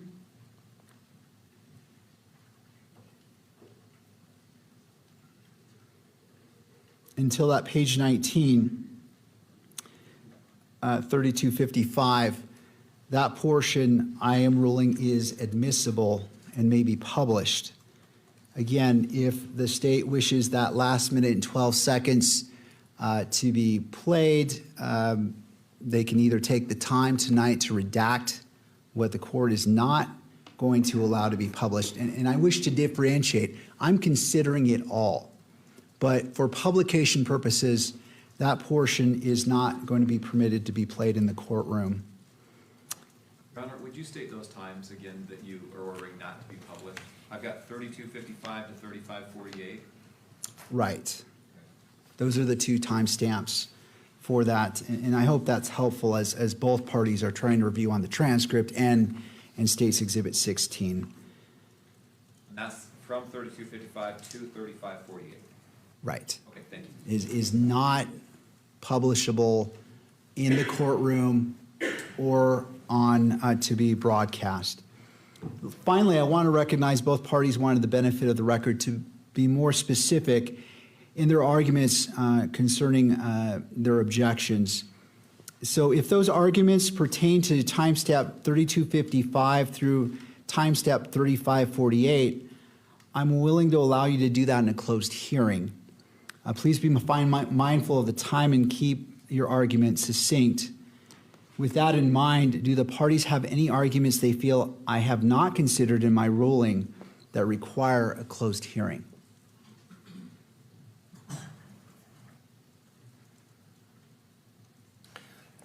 Yes, Your Honor. And so I'm just going to tell the court what I think the general nature of that is without getting into the details, because I do think a closed hearing is appropriate.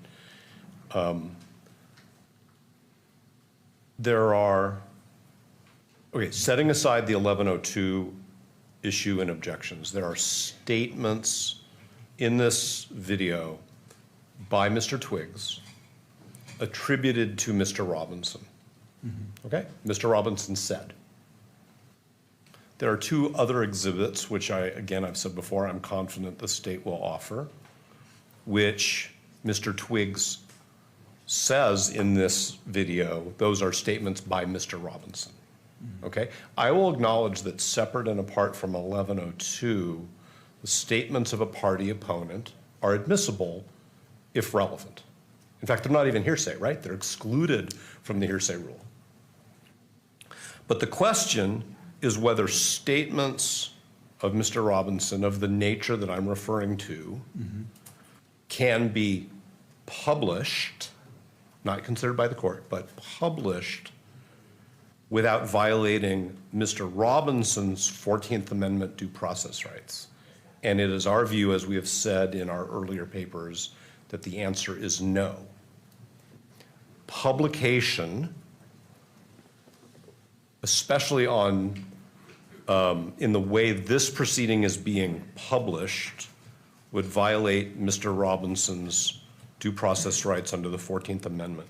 We previously cited, and the reason why I'm saying this again is not to reiterate something just because if you say it twice, it means something different, but because my colleagues have suggested that maybe my argument earlier was not clear enough, and so I wanted arguments of counsel. The United States Supreme Court said in Estes, E-S-T-E-S versus Texas, 381 U.S. 532, the following. In Rideau versus Louisiana, and that's R-I-D-E-A-U, this court constructed a rule that the televising of a defendant in the act of confessing to a crime was inherently invalid under the Due Process Clause of the 14th Amendment, even without a showing of prejudice or a demonstration of the nexus between the televised confession and the trial. I am not calling the statements of Mr. Robinson confessions, but that is what the state will call them. And so there are portions of this exhibit and the other exhibits that I've referred to which implicate Mr. Robinson's right not to have what the state calls a confession televised. This court has authorized the televising of this proceeding.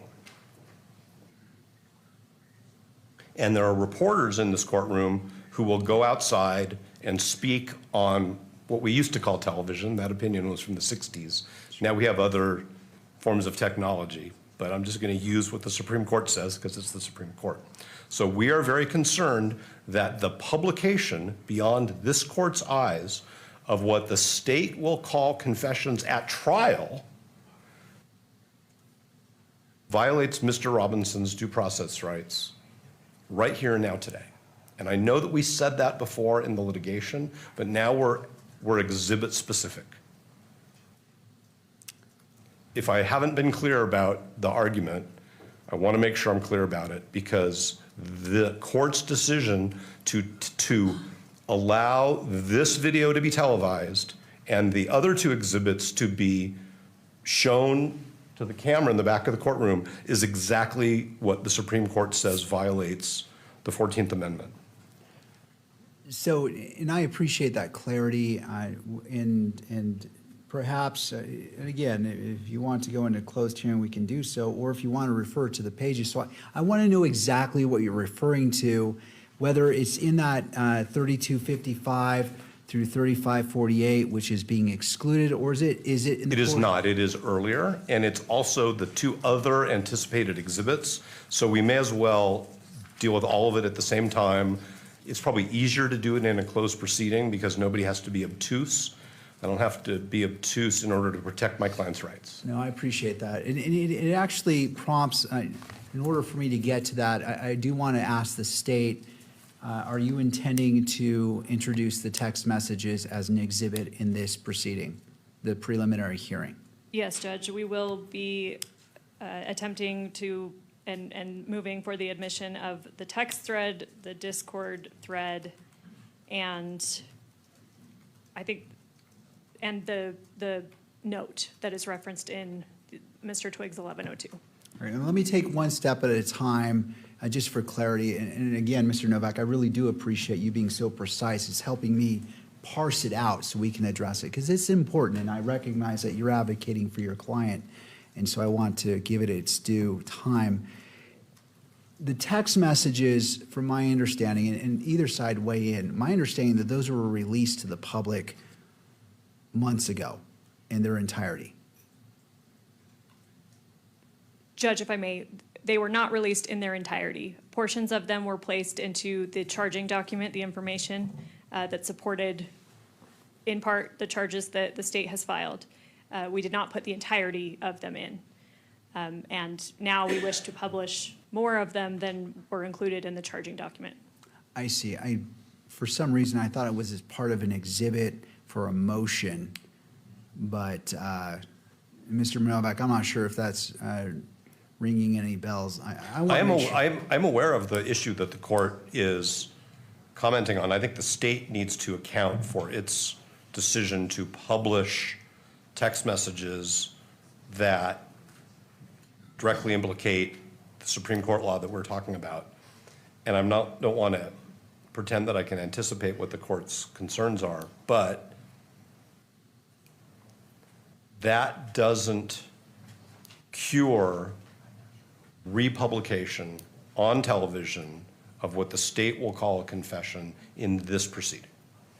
So in other words, this is not like, oh, the cat's out of the bag or the barn door's open. This is another opportunity to violate Mr. Robinson's constitutional rights. And I'm not at all suggesting that somebody is intending to do that, certainly not the court, and I'm confident that the state's counsel would never intend to do that, but that would be the consequence of further televising what the state refers to as, previously referred to as confessions, and certainly would refer to here in this proceeding as confessions. We are so acknowledging that they are statements of a party.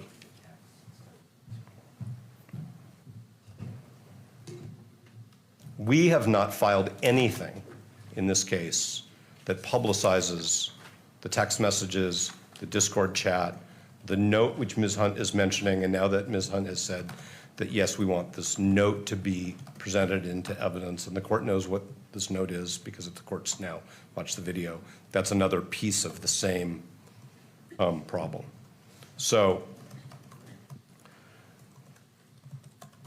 this is all simplified by the court being extra cautious about Mr. Robinson's constitutional rights, considering these exhibits to the extent the court deems that they're admissible and portions of them are relevant, and not further televising them in this proceeding in a manner which we think is inconsistent with what the Supreme Court said in Estes v. Texas.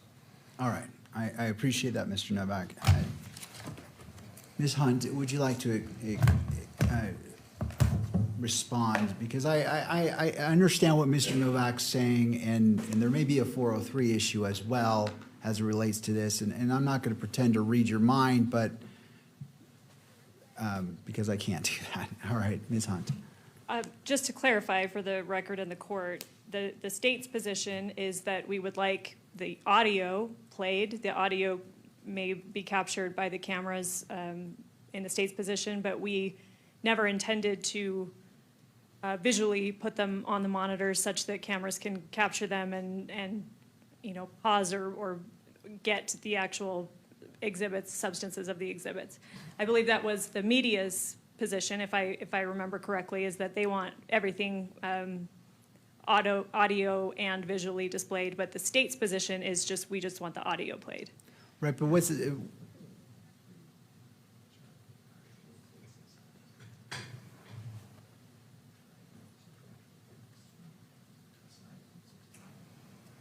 So I'm just focused on 16 right now. Okay, yes, and that's the state's position with regards to Exhibit 16. All right, so help me understand, what's the difference if the audio's played or the video's played on what the court is identifying is, well, first of all, 16 is admitted, so that threshold has been met, but we're dealing with the publication in regards to what is publicized, because this is going to Mr. Novak's argument about publicizing that is different than the court simply reviewing it in its own privacy. I don't want to misstate your argument, but I believe that was one of the distinctions you made. The distinction that Ms. Hunt is drawing is, I think, what people call a distinction without a difference. It doesn't matter whether it's audio or video, and it doesn't matter whether it's on a television or on the internet or on the radio. It's going to be broadcast. And so it doesn't really matter whether it's audio or video. And it's actually not Mr. Robinson's video, it's Mr. Twiggs' video. And when the court mentioned 403, yes, I think the court did accurately read my mind, which is fine with me, but it's unfair prejudice of a constitutional dimension, and 403 is a rule of evidence.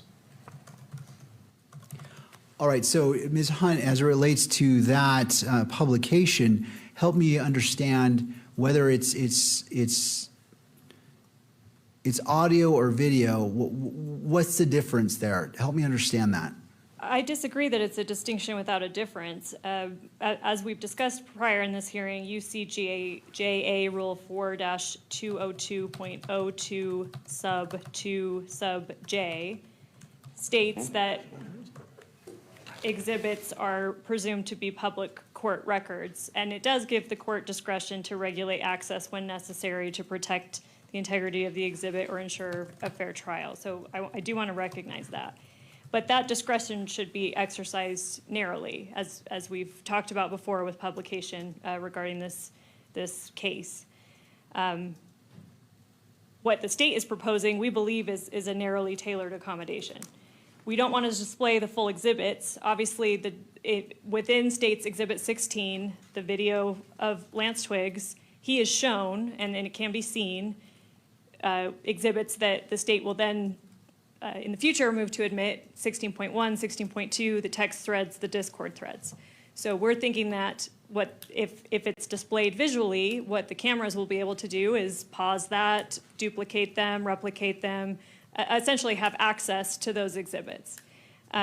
What we're trying to do, and and maybe they, can do the same thing with I'm sure Mr. Novak will say they'll do the same thing with the audio. But hearing the tone, the context, all of that, that's why the state chose to we could have done a written 1102 statement from Mr. Twiggs. We chose to do, as is allowed by 1102, we chose to do a recording because that's how the state is choosing to present this evidence. We believe that the appearance or the tone, the context, hearing Mr. Twiggs actually talk and talk through these exhibits, talk through his experience is a meaningful way of presenting our evidence. And so that's the difference we're seeing. I see. Obviously, it's up to the court's discretion on how publication is to be made here. We've made our arguments generally about that issue, and we'll submit it to the court. Our prime issue is that the exhibits be admitted into the record, that the court consider them as part of the preliminary hearing standard and bind over, but we'll submit it to the court on publication. But that's the state's position. All right, Mr. Novak. I learned a long time ago that when the opposing party says, Your Honor, we're submitting on it, there's a suggestion that maybe the court is going to make a ruling which doesn't require more evidence, more argument from me. But I am going to say that it is fair for Ms. Hunt to say, Your Honor, we wanted the court to see the witness and hear the witness so that the court could make reliability determinations. Because as Your Honor has said, that's really up to you. That's a different issue from the constitutional consequences of electronically publishing what the state will call a confession. Now, I've changed the word from television to electronically publishing because I'm trying to be in the 21st century, and the Supreme Court used that word in 1963. Sure.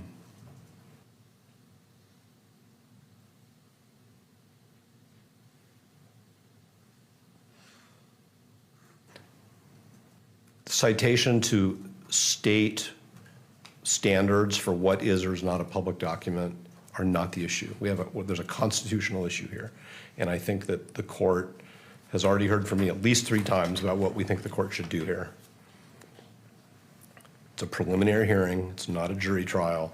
There may be a jury trial in the future at which we have to voir dire on yet another issue, which is whether potential jurors were exposed to media replaying of what the state called a confession. That's exactly what was structural error. There was no prejudice question in Rideau versus Louisiana, and that's why in Estes v. Texas, the Supreme Court said, we have a rule, you can't televise what a prosecutor calls a confession before trial. Thank you. All right, thank you. I appreciate both parties advocating and arguing. It's helpful for the court.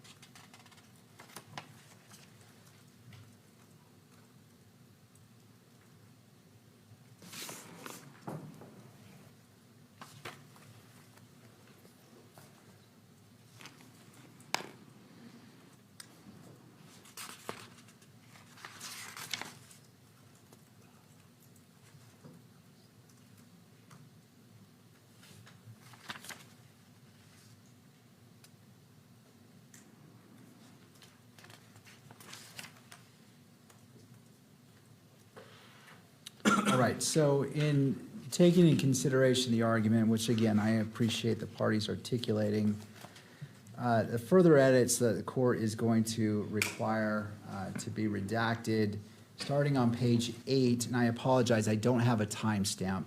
Starting on page 8,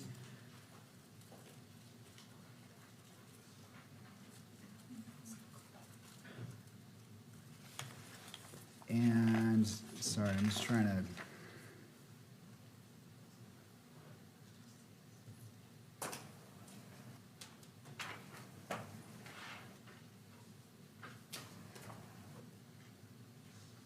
sorry, starting on page 7, right after, is that at 8?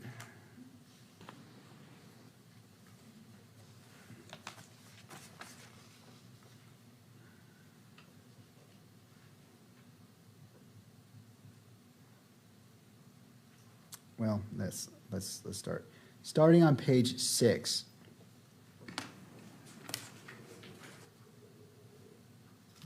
Now, let me go back here.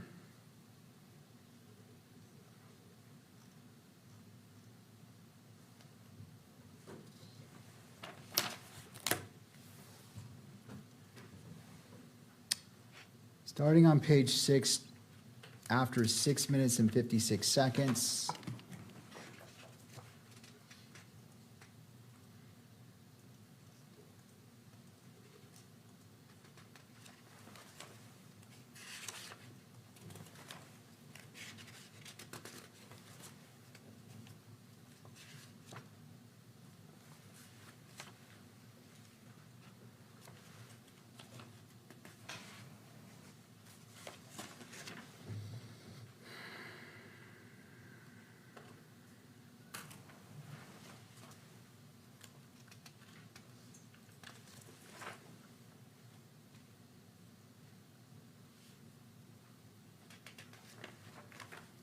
Going to 20 minutes and 27 seconds. For reasons such as 403, under Rule 403. And again, this is simply for publication. This is not taking out what the court will consider. The court is considering the entirety of State's Exhibit 16, but the court is trying to take a narrow approach in recognizing and balancing transparency with constitutional rights, and doing so in such a manner that it is meaningful and doesn't diminish the court's duty as a magistrate under the probable cause determination. All right. Can you state those times again, Your Honor? 6:56 until right, the line before 2027. Or 2027, just so, until 2027. Is that? And then and then what the court indicated previously from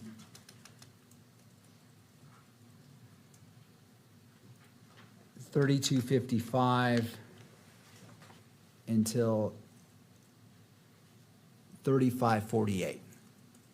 And I apologize, Judge, just to clarify, these timestamps that you just gave, the 32:55 to 35:48 and 6:56 to 20:27, those are just not being published, but they have been admitted for Your Honor's consideration. Right, so kind of going through my 3-step process. Exhibit 16 is an entirety, not the transcript, but because the exhibit is not the transcript. The exhibit is the video. That has been admitted in its entirety for the court's determination as it relates to this case. So what I'm talking about here is this is only what will be published in the courtroom and and captured by the video is the differentiation. So what's being redacted, for the lack of a better word, or cut out is what's going to be published in the courtroom, not what the court's going to consider. The court's considering it in its entirety. The court's not going to redact anything in here. It's going to make its own determinations in regards to relevance, everything that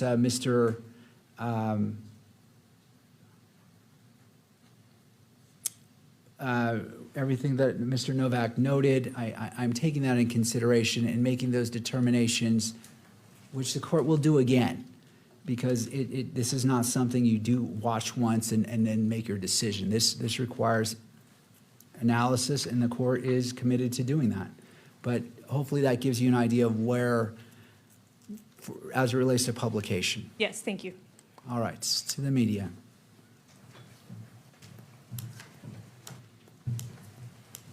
Your Honor, I know how much time the court's already dedicated to considering this, and I appreciate the additional time being afforded the media. There's just two additional things that I wanted to mention to the court.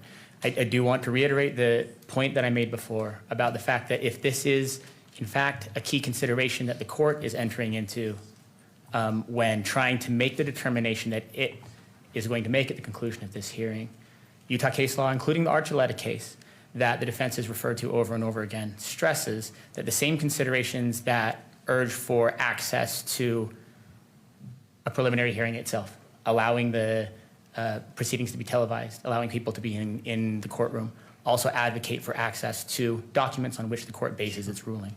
Disclosing documents used, this is from Archuleta on page 238 to 239.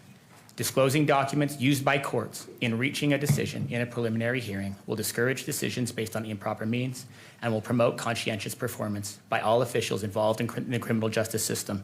Therefore, providing a presumptive right of access to documents filed in connection with preliminary hearings can play a significant positive role in the functioning of that process. I want to reiterate the belief that providing access to the documents on which the court bases its decision in this proceeding is critical.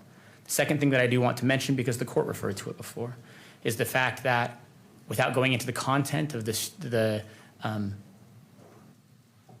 interview itself, I understand from the arguments being made today that many of these references are to text messages. Again, the public doesn't yet have access to that. But I do believe that the documents filed in this case, including the information that was filed days after this, contain many, if not all, of the text messages that are now at issue that are going to be kept from the public in this proceeding. I know the court in previous occasions has said, if this information is in the public already, I shouldn't be in the business of trying to now keep that from the public for two reasons. One, it's already out there. Second, it suggests to the public that something else lurks in there. Something else is being kept from them that isn't. And so not only does it run counter to the idea that, of transparency generally, but it seems to suggest that there is something embedded in there that the public doesn't already have access to when the court denies access to materials in a proceeding like this that are already public.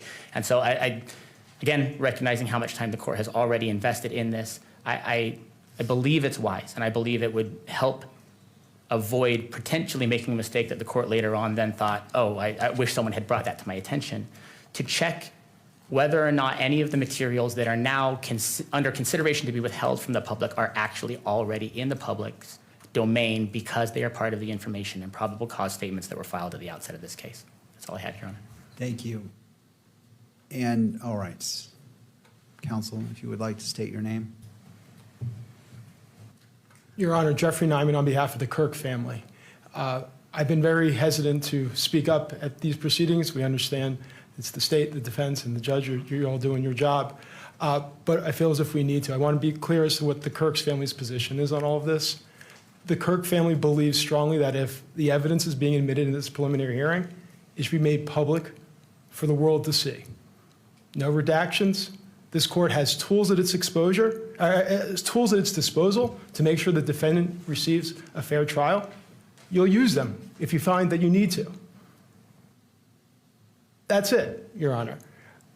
To not be transparent here, to not be open, to not let the world see what happened, will create doubt and distrust in the judicial system. And that's not what anybody wants. That's not what any of us believe should happen here. And we'd ask the court to consider the position of the family in making its ultimate decision. Thank you. Anything further before I issue my final ruling to clarify what's been stated, just so it's clear to all parties? Mr. Novak, and your mic's muted. Yes, we just want to say that we totally respect Ms. Kirk's position in this situation, as well stated by her counsel.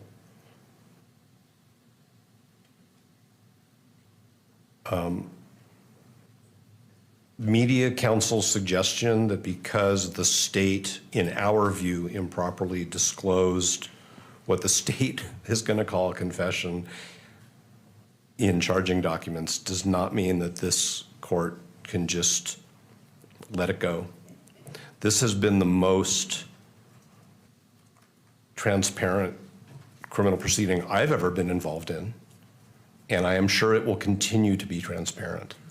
But there are some things which the Supreme Court has said the public has to wait for the jury trial in order to hear evidence, because the number one preeminent question is how do we protect Mr. Robinson's right to a fair trial? And with all due respect to the Kirk family, and with all due respect to the media, and with all due respect to the public, the number one concern in this proceeding is Mr. Robinson's right to a fair trial, which means a jury which has not been exposed before it's in this courtroom, under this court's supervision, with this court's guidance, to pretrial information of this nature. All right, I do have a follow-up question for you, Mr. Novak, returning to the Estes case. It's an important point. I want to make sure I fully understand it before I issue my final ruling. My understanding is Estes cited to a dissenting opinion in Rideau. Rideau, yes. Rideau, my French is bad. Mine too. That constructed a rule that publicizing a confession runs afoul of the 14th Amendment.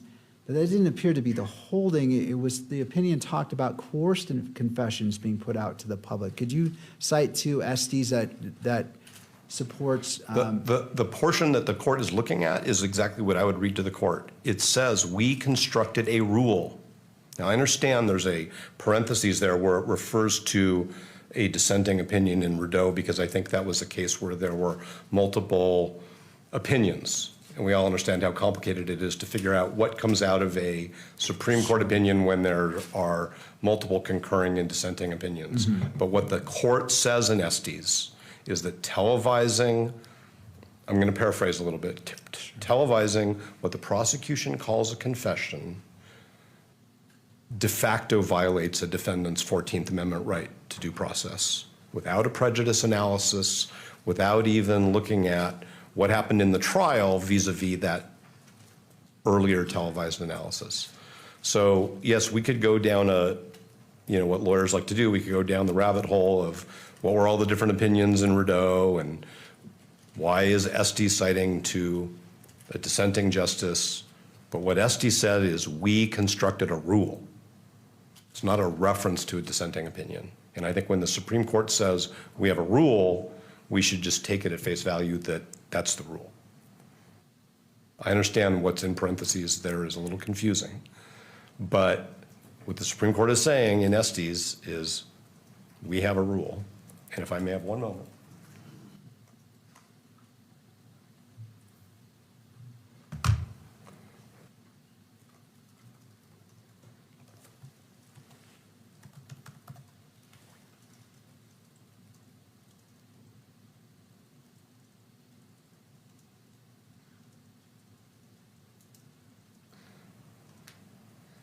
The Estes opinion was written by Justice Clark.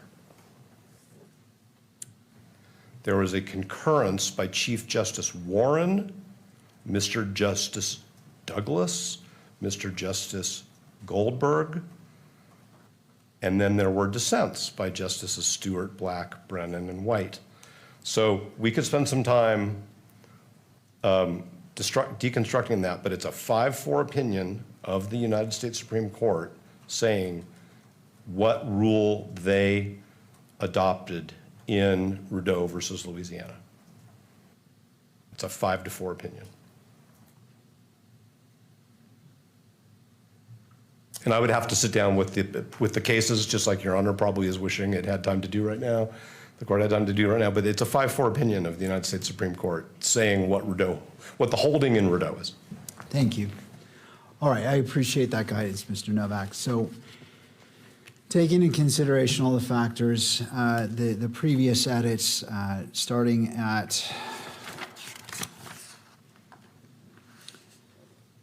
I believe I said, starting at 6 minutes and 56 seconds, going to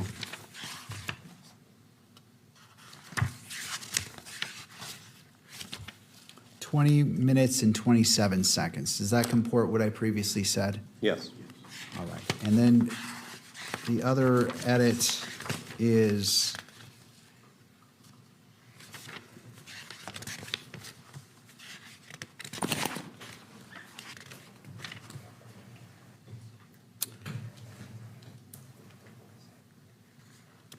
from 32:55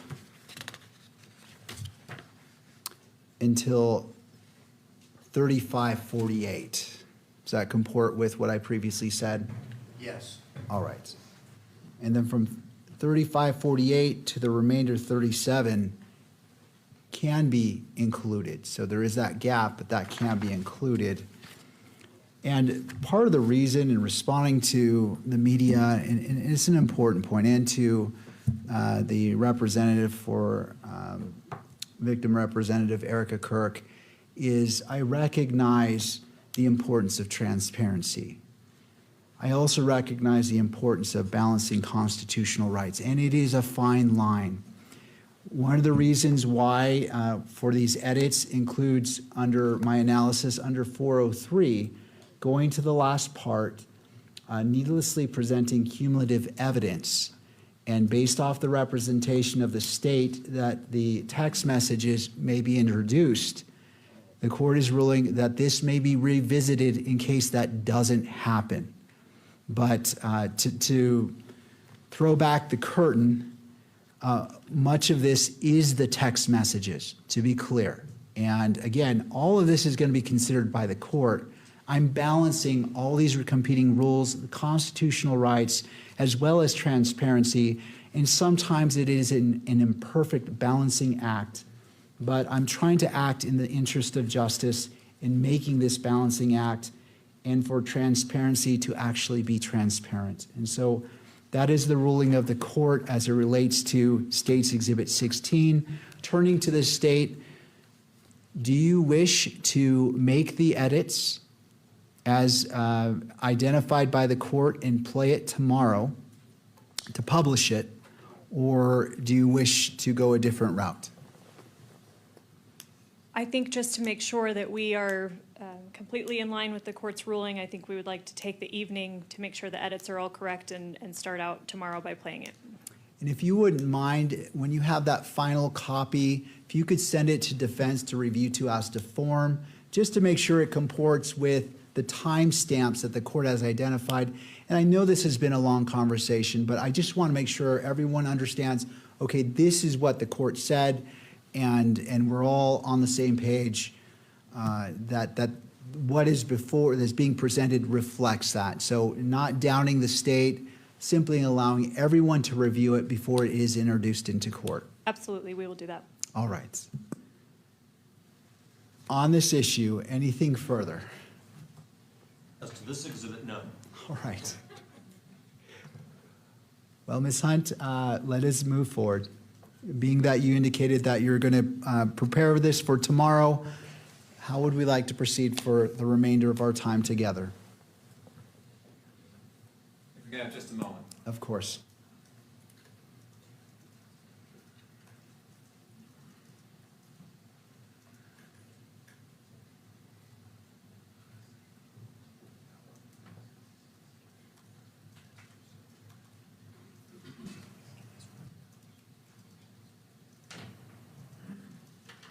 And I know the state's engaged, but if someone could send a copy of that to the court after it's been reviewed by counsel, so the court can review it to double check that it comports with what I said, to make sure that it reflects what I was intending to reflect. That way we can save time as well.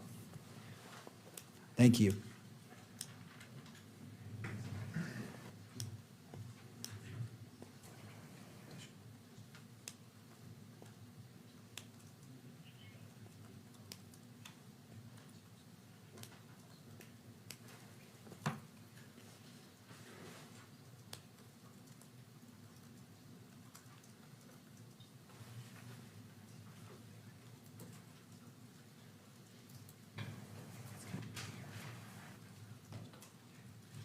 Judge, it's the state's position that we close for today, come back once those edits have been made. We can start tomorrow with that and proceed from there. All right. Any opposition from defense? No, Your Honor. I do want to point out that there is one additional exhibit which we think the state will offer through Mr. Davis. I'm sorry, Agent Davis. Agent Davis, as to which we proposed redactions. It's 5 screenshots of Mr. Twiggs's phone. It's not a 25-page transcript. I'm not suggesting that we should argue about that now, but I'm just making the court aware of that. It's a much simpler exercise. It's not nearly as complicated. I think that's the only one where we proposed other redactions. But the publication question still remains as to all of the asserted statements by Mr. Robinson. So it's according to Mr. Twiggs, according to the text messages, according to the Discord, and the note. All of that is part of the SD's issue. And I just want the court to be aware of that. And I understand it's hard because the court doesn't have all those exhibits in front of it. But I just want the court to understand. I think that all of the argument that we've had with respect to the transcript sort of lays the foundation for the legal issues, but it's going to come up with respect to those exhibits as well. And the comments that the court made about 403, I understand it with respect to relevance and admissibility, but I'm not sure how 403 applies to the televising of statements that the prosecution will call confessions. So maybe that's something. It was a different prong that I was addressing. Good, okay. The duplicative part or cumulative part as it relates to the text messages, and that's why I reserved that if it doesn't come in, then it can be revisited to the redactions that's made public. For evidentiary purposes as opposed to for publication purposes. Right. Understood. Right. But if the court wants to recess, we have no problem with that. And so just going to your point, and again, trying to maximize our efficiency, given your arguments, which you articulated well, would you mind perhaps preparing a memorandum or a short brief that can help us move forward? Because I want to look at in detail what you're citing to. It's difficult on the fly to jump into SDs and go to a portion, and I want to give your argument full consideration. It's a suggestion if you can. I know you're extremely busy, but it may be helpful if you choose to. If you choose not to, I will certainly allow the time for it to argument. I just want to make sure I'm fully up to speed as opposed to trying to shoot from the hip there. When the court says, I'd like to know which exhibits and what the legal issues are ahead of time so that at 9 a.m. the court has already had an opportunity to understand what's coming, we're happy to do that. And I'll try to get something to the court by 8 a.m. I appreciate that. Thank you, No Mr. problem. Novak. And if you would mind, obviously, sending a copy to the state as well. Oh, of so it's course, not of course. Ex parte. All right. So, is the court referring to a formal filing? No, just if you A bench want memo. a bench memo, and that all sides can have take a look at, just to prepare, again, in light of efficiency and trying to maximize our time and give as much weight and time to addressing these issues fully, as opposed to trying to hit them at the moment and doing a deep dive when it's a little bit more difficult. So Happy to do so. If you'd like to, I would entertain that to the state. If you want to confer and talk to see where you are and want to do the same, certainly you are entitled to do so as well. I think we plan on doing that. Thank you, Judge. All right. All right. Is there anything else for this afternoon? Not from the state. All right. To defense. No, thank you very much for your time, Your Honor. All right. Court will be in recess until 9 o'clock tomorrow morning. All right.